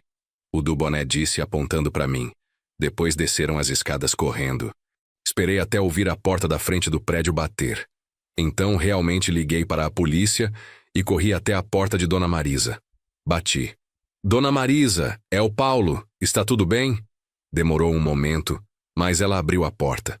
Estava pálida, tremendo. Paulo, tinha alguém tentando abrir minha porta. Eu ouvi. Eu sei, eu os expulsei. A polícia está vindo. Ela começou a chorar. Eu estava tão assustada, não sabia o que fazer. Está tudo bem agora. Eles se foram. Fiquei com ela até a polícia chegar. Dei meu depoimento. Mostrei o boletim de ocorrência antigo, quando tinham tentado invadir meu apartamento. Os policiais anotaram tudo, disseram que aumentariam o patrulhamento na região, mas eu sabia que era conversa para acalmar. Não tinham recursos para patrulhar cada rua de São Paulo. Quando finalmente voltei para meu apartamento, Beatriz estava chegando. Ela tinha ouvido a confusão e estava preocupada. Contei tudo. Paulo, graças a Deus você está saindo daqui hoje. Graças a Deus. Eu também. O caminhão de mudança chegou no horário. 2 rapazes fortes carregaram as últimas caixas e móveis. Às 11 da manhã, o apartamento estava completamente vazio. Eu e Beatriz ficamos parados na sala vazia, olhando ao redor pela última vez. Você vai sentir falta? Ela perguntou. Das memórias boas, sim. Do resto, não. Então vamos fazer memórias novas no novo lugar. Memórias melhores. Vamos. Trancamos a porta pela última vez. Entreguei as chaves para o síndico, que já tinha um novo inquilino esperando para o mês seguinte. Saímos pela porta da frente do prédio e não olhei para trás. Aquele capítulo estava encerrado. O novo apartamento era menor, mas era aconchegante. Passamos o resto do sábado desempacotando, organizando, discutindo onde cada coisa deveria ficar. Era estranho, mas bom. Compartilhar espaço novamente depois de tanto tempo sozinho. Ter que negociar onde colocar as coisas, ter que ceder, ter que encontrar compromissos. Era o que um relacionamento real exigia. Naquela noite, exaustos da mudança, pedimos pizza e comemos sentados no chão da sala porque ainda não tínhamos montado a mesa. Pedro ligou para saber como tinha sido. Como é o novo lugar, pai? É bom, filho. Pequeno, mas seguro. Tem portaria, câmeras, tudo. E a Beatriz? Como está sendo morar com ela? Está sendo diferente. Mas bom. Muito bom. Eu estou tão feliz por vocês, pai. De verdade. As primeiras semanas no novo apartamento foram de ajustes. Eu e Beatriz tínhamos que aprender a conviver 24 horas por dia. Pequenos hábitos que incomodavam um ao outro. Ela deixava as luzes acesas em cômodos vazios. Eu deixava toalhas molhadas em cima da cama. Ela demorava muito no banheiro. Eu assistia televisão muito alto. Mas conversávamos sobre tudo. Resolvíamos cada problema conforme aparecia. E aos poucos fomos encontrando nosso ritmo. Pedro parou de fazer aquela pergunta. Simplesmente parou. Agora, quando ligava, perguntava sobre meu dia, sobre o trabalho, sobre como estava a convivência com Beatriz. Mas nunca mais perguntou se eu estava sozinho, porque ele sabia que eu não estava. E aquilo tinha tirado um peso enorme dos ombros dele. Eu podia ouvir na voz dele. Estava mais leve, mais tranquilo, dormindo melhor. Fevereiro chegou com o carnaval. Eu e Beatriz ficamos em casa aproveitando o apartamento vazio do prédio enquanto a maioria dos vizinhos viajava. Cozinhamos juntos, assistimos filmes, fizemos planos para o futuro. Ela queria que viajássemos em junho, talvez para o Nordeste conhecer praias. Eu, que não viajava há anos, achei a ideia maravilhosa. No trabalho, Rodrigo percebeu a mudança em mim. Seu Paulo, o senhor está diferente, mais leve. Estou feliz, Rodrigo. Pela primeira vez em muito tempo estou realmente feliz. A gente percebe. E o senhor merece. Ele tinha razão. Eu merecia. Depois de anos de solidão e medo, eu merecia paz, companhia, felicidade. Em março, Pedro veio nos visitar. Foi a primeira vez que ele conheceu o novo apartamento. Ele e Beatriz já tinham se dado bem no Natal, mas agora a relação se aprofundou. Ela cozinhou para ele, perguntou sobre a faculdade, deu conselhos sobre relacionamentos quando ele mencionou que tinha terminado com a namorada. Era natural, maternal, sem ser invasiva.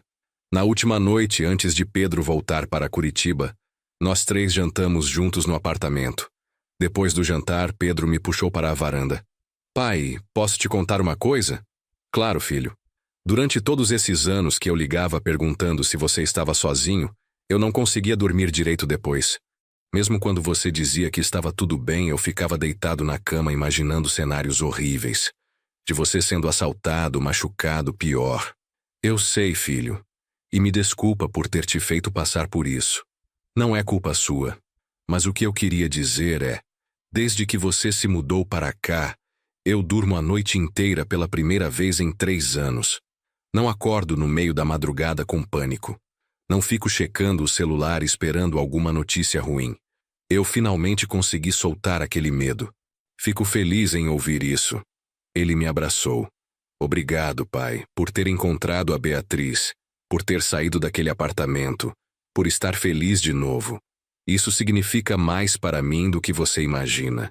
Aquele abraço significou tudo, porque no final, o que eu mais queria era que meu filho estivesse bem.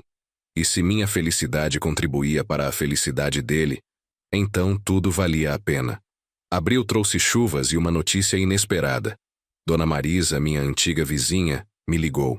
Paulo, você precisa saber. Prenderam aqueles homens que tentaram invadir meu apartamento. Sério? Como? Eles tentaram assaltar outra pessoa no bairro, mas dessa vez a polícia estava fazendo uma operação na região e pegou eles em flagrante.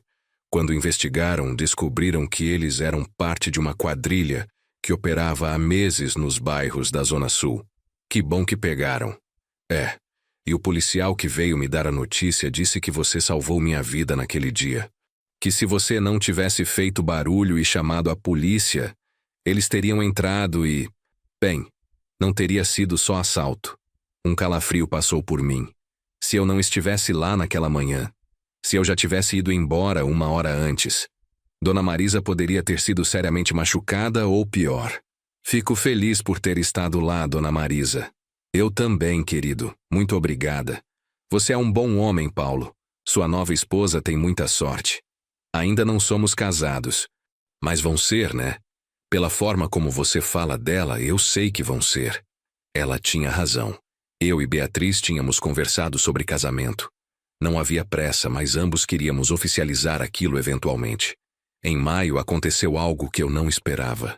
Recebi uma mensagem de Clarice pelo WhatsApp. Era raro ela entrar em contato diretamente comigo. Normalmente, qualquer comunicação sobre Pedro passava pelo próprio Pedro. Paulo, podemos conversar? É sobre o Pedro, mas nada de preocupante. Liguei para ela naquela mesma noite. Oi, Clarice, está tudo bem com o Pedro? Está sim, na verdade está ótimo. Melhor do que eu vi ele estar em anos. Que bom. Paulo, eu queria te agradecer. Não sei exatamente o que você fez, mas o Pedro está diferente. Menos ansioso, menos preocupado. Ele até comentou comigo que finalmente consegue dormir direito. Ele estava preocupado comigo.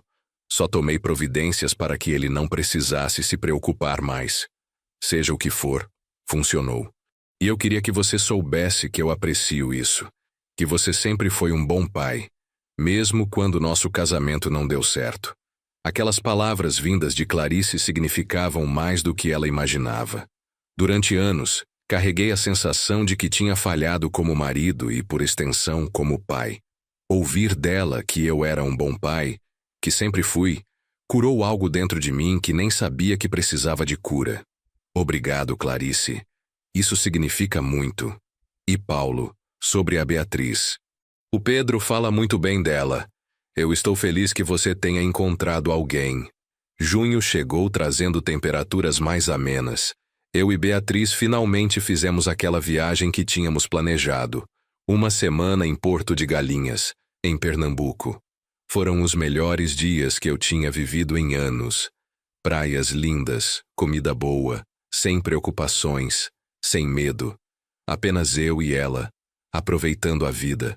Pedro ligou algumas vezes durante a viagem, mas eram ligações curtas. Oi, pai, só queria saber se está tudo bem por aí. Está ótimo, filho. A praia está linda. Que bom. Aproveita aí. Te amo. Eu também te amo. Simples assim.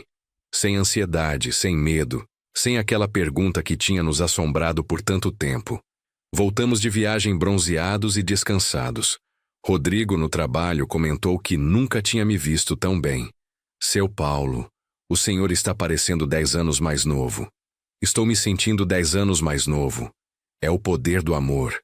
Ele riu, mas era verdade. Ter alguém para compartilhar a vida, ter propósito além de simplesmente existir, fazia toda a diferença. Em julho, pedi Beatriz em casamento. Não foi nada elaborado ou extravagante. Estávamos jantando em casa, um sábado à noite, quando simplesmente saiu. Beatriz, você quer casar comigo? Ela parou com o garfo no ar, surpresa. Sério? Agora? Assim? Assim. Não tenho anel ainda. Não preparei nenhum discurso bonito. Mas quero me casar com você.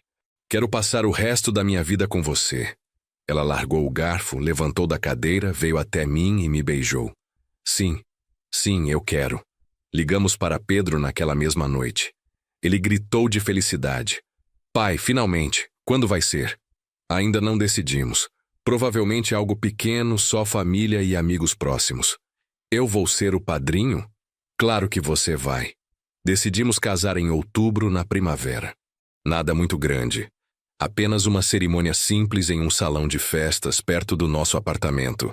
Pedro veio 1 semana antes para ajudar com os preparativos. Ficou no segundo quarto, que tínhamos transformado em quarto de hóspedes pensando exatamente nessas ocasiões. Foi bom ter meu filho ali, participando ativamente dos preparativos. Ele ajudou a montar as decorações, conferiu a lista de convidados, até fez um discurso que ensaiou comigo dizendo que queria falar na cerimônia.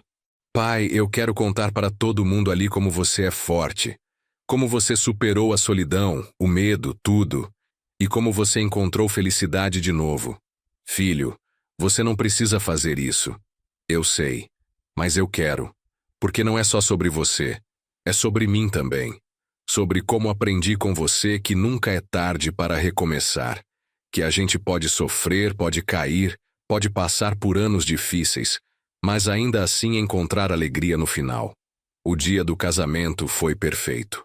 Não choveu, não fez calor demais, tudo saiu como planejado. Eu estava nervoso, o que era ridículo considerando que eu já tinha sido casado antes e estava com 58 anos. Mas era nervoso bom, ansiedade feliz. Pedro estava ao meu lado, ajustando minha gravata, fazendo piadas para me acalmar. Pai, está pronto? Estou. Então vamos lá. A cerimônia foi linda. Beatriz estava radiante em um vestido simples, mas elegante. Não trocamos votos tradicionais. Escrevemos nossos próprios. Eu prometi nunca mais deixar o medo me paralisar. Prometi estar presente, estar vivo, estar feliz. Ela prometeu ser minha parceira em tudo, nos dias bons e nos ruins, até o fim. Quando o celebrante nos declarou marido e mulher, todos os presentes aplaudiram. Olhei para a pequena multidão de amigos e familiares e me senti completo. Dona Marisa estava lá, chorando de emoção. Rodrigo estava lá com a namorada. Alguns colegas de trabalho. Alguns amigos de Beatriz. E lá na frente Pedro, com o maior sorriso que eu já tinha visto nele. Na festa, durante o jantar, Pedro pediu a palavra. Fez o discurso que tinha preparado. Eu queria falar um pouco sobre meu pai. Durante 3 anos, eu liguei para ele todo dia fazendo a mesma pergunta. Pai, está sozinho? E todo dia, por muito tempo, a resposta era sim. E isso me apavorava. Me tirava o sono. Me fazia imaginar os piores cenários.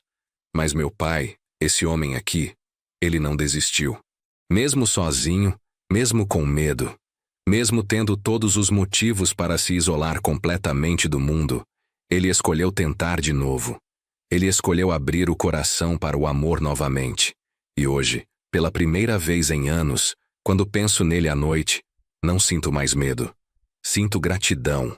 Porque ele me ensinou que a solidão não precisa ser permanente. Que o medo não precisa nos controlar. Que mesmo depois de anos difíceis, a gente pode encontrar felicidade. Pai, Beatriz, eu desejo a vocês todo o amor e toda a paz que vocês merecem. E obrigado, Pai, por nunca desistir, por ter sido forte quando eu não podia ser forte por você. Não consegui segurar as lágrimas. Beatriz também estava chorando. Metade do salão estava chorando. Pedro desceu do pequeno palco e me abraçou. Eu te amo, pai. Eu também te amo, filho. A festa continuou até tarde. Dançamos, comemos, rimos, celebramos. No final da noite, quando todos já tinham ido embora e estávamos voltando para casa, Beatriz pegou minha mão. Paulo, você é feliz? Pela primeira vez em muito tempo, sim. Sou completamente feliz. Eu também. Entramos no prédio, subimos para nosso apartamento no elevador, trancamos a porta e, pela primeira vez em anos, dormi sem nenhum medo, sem ansiedade, sem solidão, apenas paz. Pedro passou mais uma semana conosco depois do casamento. Aproveitamos cada momento. Fomos a restaurantes, ao cinema, ao parque. Coisas simples que significavam muito. Na noite antes dele voltar para Curitiba, nós 3 jantamos juntos novamente. Filho, eu queria te contar uma coisa. Eu disse durante a sobremesa. O que, pai? Lembra daquela noite em setembro do ano passado, quando os homens tentaram arrombar minha porta? Lembro. Como eu poderia esquecer? Eu nunca te contei, mas teve um motivo deles terem ido embora sem conseguir entrar. As fechaduras de segurança? Não só isso, eles ouviram vozes dentro do apartamento. Acharam que tinha alguém comigo. Mas você estava sozinho. Estava. Mas eu tinha gravações no meu celular. Conversas falsas que eu tinha criado, fingindo que estava com amigos. Eu coloquei para tocar alto quando ouvi eles na porta. E funcionou. Eles foram embora porque acharam que eu não estava sozinho. Pedro ficou me olhando, processando a informação. Você gravou conversas falsas? Gravei, meses antes, porque eu sabia o quanto você se preocupava comigo sozinho. E eu pensei que se algum dia eu precisasse mentir para você, dizer que tinha alguém comigo quando não tinha, eu poderia usar aquelas gravações como prova. Mas acabaram servindo para outra coisa. Acabaram me salvando, sim. Aquela mentira que eu preparei para te proteger da preocupação acabou me protegendo de verdade. Beatriz pegou minha mão sobre a mesa. Ela já sabia dessa história, mas Pedro estava ouvindo pela primeira vez. Pai, eu nem sei o que dizer. Você fez aquilo por mim? Fiz porque eu te amo. E porque eu sabia que sua preocupação era real e justificada. Eu só queria aliviar um pouco do seu fardo. Mas no final quem foi aliviado foi você. Foi. A vida tem dessas ironias. A gente faz algo por um motivo e acaba servindo para outro completamente diferente.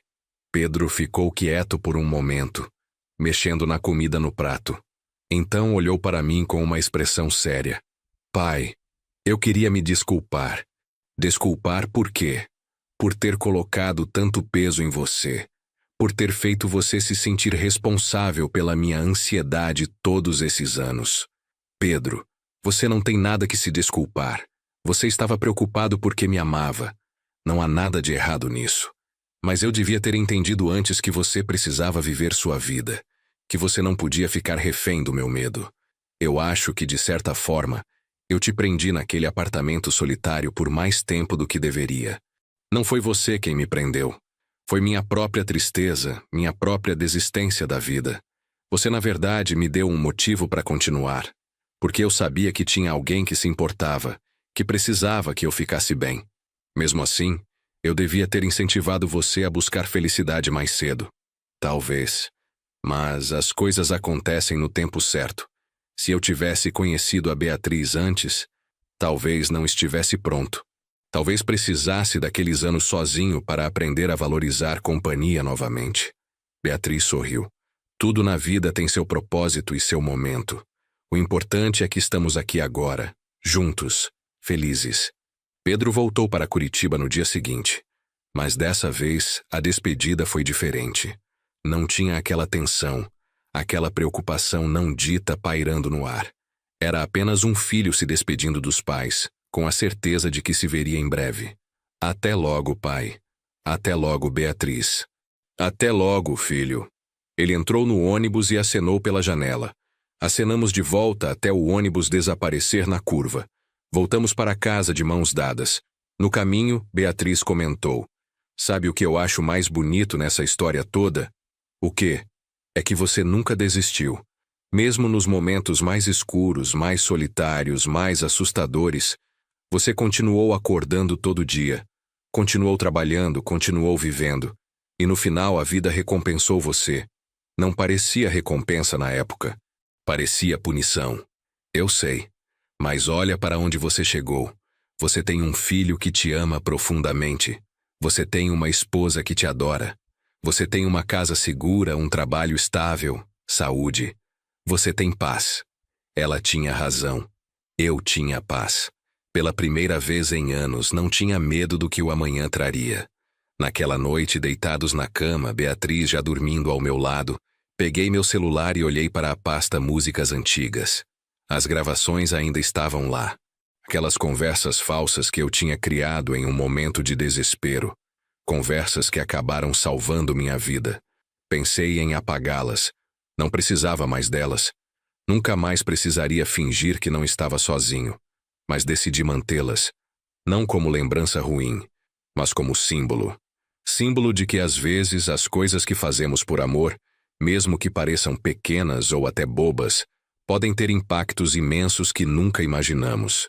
Hoje, aos 59 anos, olho para trás e vejo claramente o caminho que percorri. Os anos de solidão, o medo constante, a preocupação do meu filho, a tentativa de assalto, o reencontro com Beatriz, a mudança, o casamento, tudo parece fazer sentido agora. Cada peça se encaixando perfeitamente, formando um quadro completo. E eu aprendi algumas lições nesse processo que gostaria de compartilhar com quem, como eu, já passou dos 50 e acha que a vida já foi toda vivida. Primeiro, nunca é tarde para recomeçar. Eu tinha 55 anos quando Clarice me deixou. Poderia ter desistido ali e ter aceito a solidão como meu destino final, mas escolhi continuar tentando, continuar vivendo. E aos 57, encontrei amor de novo. Reconstruí minha vida. Não existe idade limite para a felicidade. Segundo, segurança não é luxo, é necessidade. Durante anos ignorei os sinais de que meu apartamento não era seguro. Achei que estava economizando dinheiro sendo prático. Mas quase paguei com a vida por essa teimosia. Para quem tem mais de 60 anos, especialmente quem mora sozinho, investir em segurança não é desperdício. É sobrevivência. Terceiro, orgulho não vale mais que vida. Eu demorei demais para aceitar ajuda, para admitir que precisava mudar. Tinha orgulho de ser independente, de não precisar de ninguém. Mas esse orgulho quase me custou tudo. Aceitar que precisamos de outros, que não podemos fazer tudo sozinhos, não é fraqueza, é sabedoria. Quarto, nossos filhos nos amam mais do que imaginamos. Pedro carregou ansiedade por mim durante anos. Ele sofria silenciosamente, com medo de me perder. Muitos de nós, na nossa idade, achamos que somos um fardo para nossos filhos, que eles têm suas próprias vidas e não querem se preocupar conosco. Mas a verdade é, eles se preocupam, profundamente. E ignorar isso, recusar a ajuda deles, só causa mais sofrimento para todos. Quinto, solidão não precisa ser permanente. Passei 4 anos sozinho achando que era assim que seria para sempre, que minha chance de companheirismo tinha passado. Mas a vida surpreende. Beatriz apareceu quando eu menos esperava. E, de repente, tudo mudou. Enquanto há vida, há possibilidade. Nunca desista de encontrar conexão humana. E, por fim, pequenas ações podem ter grandes consequências. Aquelas gravações que fiz, pensando apenas em acalmar meu filho, acabaram me salvando. Nunca sabemos como as coisas que fazemos por amor vão nos retornar. Às vezes, o que plantamos hoje, colhemos de formas inesperadas amanhã. Hoje, quando Pedro liga, não há mais aquela pergunta. Ele sabe que não estou sozinho. Sabe que estou seguro. Sabe que estou feliz. E isso nos libertou, ambos. Ele não precisa mais carregar o peso da preocupação constante. E eu não preciso mais carregar a culpa de ser fonte dessa preocupação. Estamos vivendo, finalmente. Não apenas existindo, mas realmente vivendo. E se há algo que aprendi com tudo isso é, não importa quantos anos você tem, não importa quanta dor você já passou, não importa quantas vezes você caiu, sempre, sempre vale a pena levantar de novo. Sempre vale a pena tentar mais uma vez. Sempre vale a pena abrir o coração para a possibilidade de dias melhores. Porque no final, o que nos mata não é a solidão em si, é a desistência. É aceitar a solidão como definitiva. É parar de acreditar que algo pode mudar. E enquanto houver um fio de esperança, um motivo para acordar amanhã, uma pessoa que se importa conosco, ainda há vida para ser vivida. Ainda há histórias para serem escritas. Ainda há amor para ser encontrado. Ontem à noite, antes de dormir, olhei para Beatriz ao meu lado e senti gratidão imensa. Não apenas por ela, mas por toda a jornada que me trouxe até aqui, pelas dificuldades que me fortaleceram, pela solidão que me ensinou a valorizar companhia, pelo medo que me ensinou coragem, e pela mentira que me salvou e me mostrou que, às vezes, o amor encontra formas inesperadas de nos proteger. E quando fechei os olhos, não foi com medo do que a noite traria, foi com paz, com certeza, com a tranquilidade de saber que não estou sozinho, e nunca mais estarei.